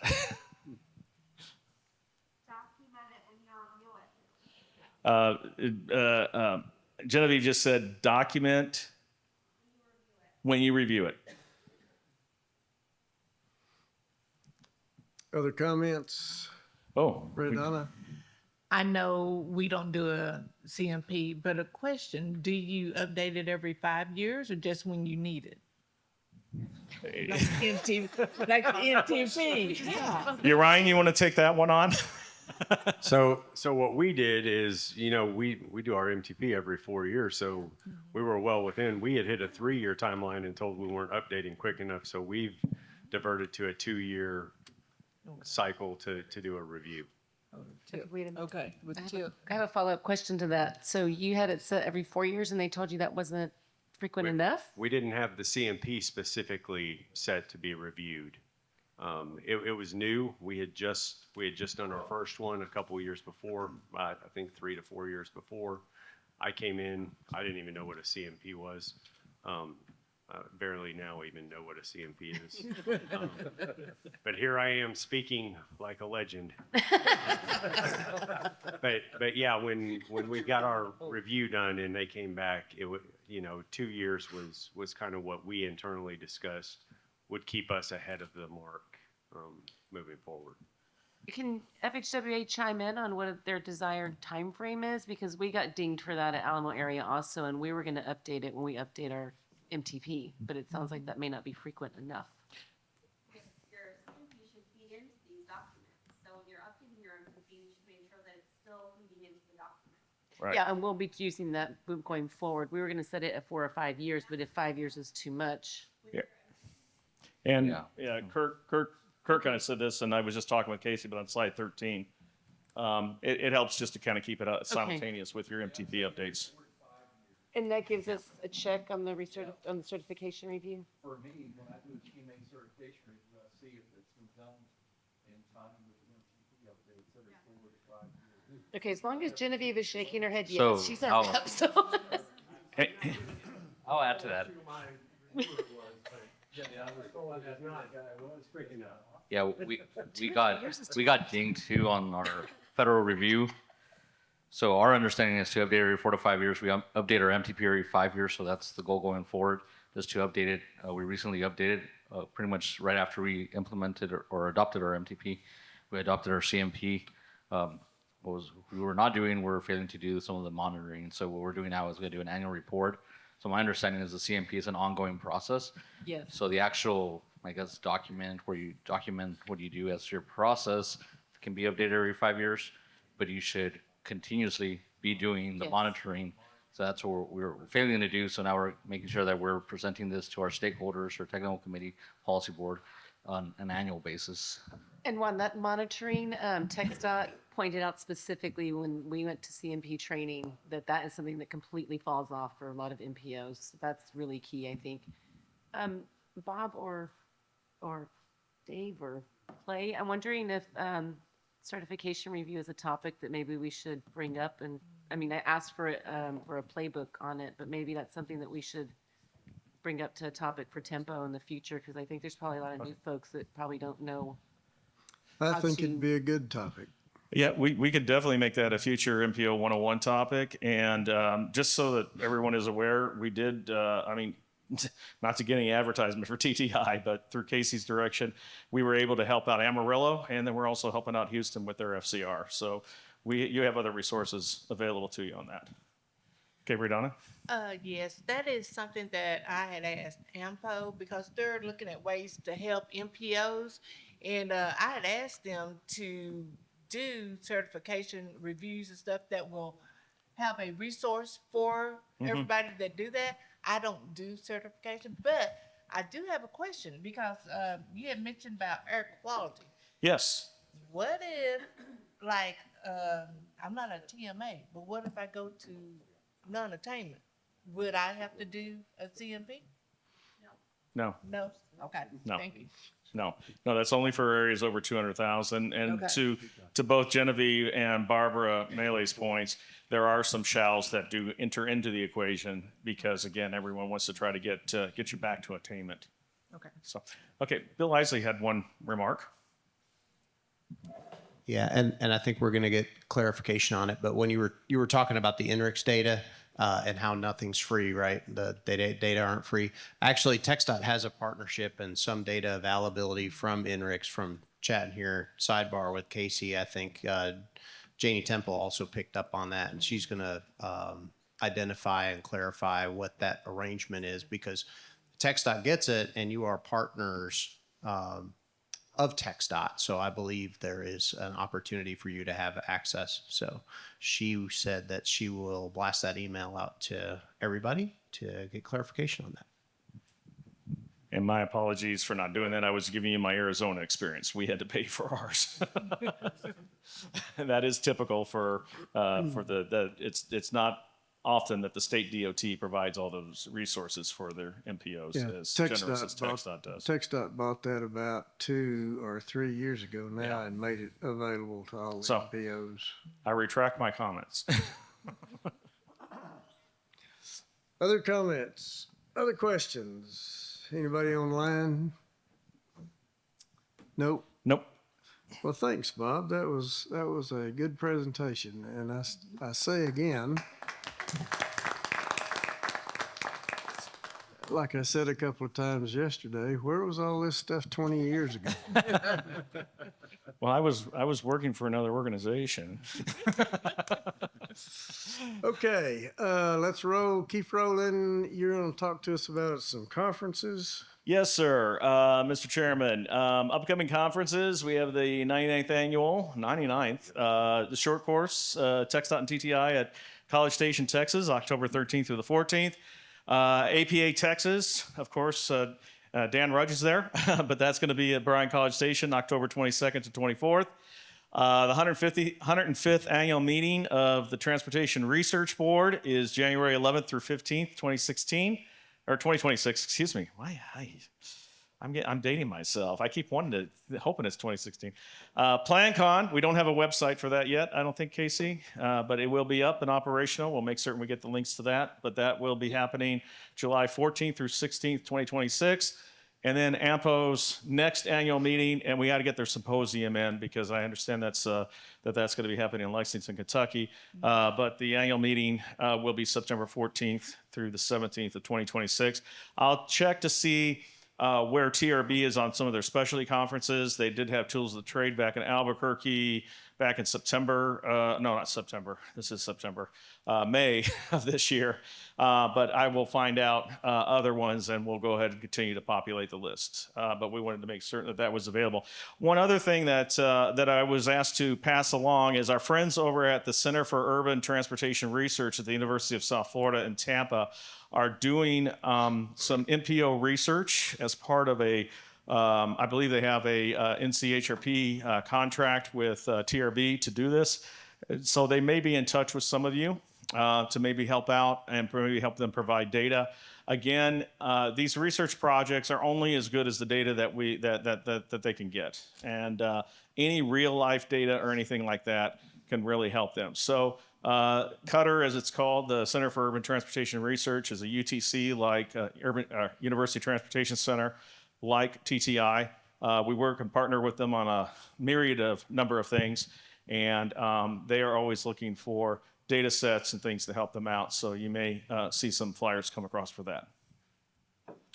Yes, thank you for bringing that up, Bob, and I appreciate them conducting these surveys. I guess my concern is that I don't know how many of you have been inundated with emails that ask you to click on a link and you don't really know whether or not they're legitimate. And so I appreciate you mentioning it. I would say in the future, they probably need to reach out to you or someone at TTI or TxDOT and let us know, hey, this is an email, it is legitimate, and it is coming. Otherwise, it goes right in my junk email box. Well, you know, we get surveys on everything, including your last pizza delivery. So, so Mr. Chair, that completes my report on upcoming conferences, plans, and studies. Well done. Well done, my friend. We want to remember our next tempo meeting, or your next tempo meeting, December 4th and 5th at the Greer Building. Yes, it is at the Greer Building. Unfortunately, Stasny was not available, but Greer was. All right. So we're gearing up our meeting next time to do that. We'll have to figure out another nifty place to go to kind of top what Juan did with us last night. But at the same time, too, being in the Greer Building, we're not going to make any promises, but who knows, might show up. All right. And then, of course, Mr. Chair, the next in-person meeting at TxDOT Stasny is March 24th, 25th. And then we'll have the other next in-person meeting after that, July 16th, 17th in San Antonio. Cool beans. Yeah, she's going to have mariachis available for us. All right. So. Is that it? Mr. Chair, that's all that's on my laptop. All that's on your laptop? Well, we had a great meeting. Juan, be sure and tell your staff that we appreciate your hospitality, and tell your administration the same thing. We've had a great meeting. Thank you very much. Yeah. Thank you. I want to say on behalf of our policy board, thank you all for coming to Laredo and allowing us to host the meeting. I want to thank my staff, too, right, my team. Absolutely. Very helpful. Last December, I was not at the Temple meeting when you all met in Georgetown, and Gracie thought it was going to be a great idea for us to host, and it turned out to be a great idea. Appreciate her. She was a big part of the coordination with her and Adriana, so we really appreciate that. And I want to thank also just the city of Laredo, our fiscal agent, the IT team, Mr. Jerry Lead in the back. Thank you very much, and the Laredo Public Library for hosting us. Thank you. All right.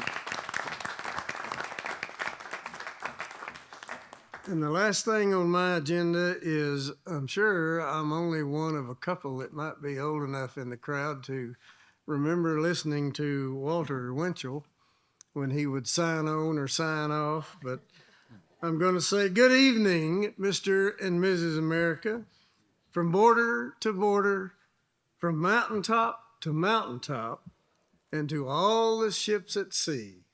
I'm off on my next chapter. Congratulations.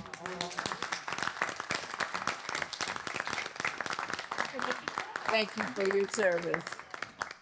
And with that, I'll adjourn the meeting.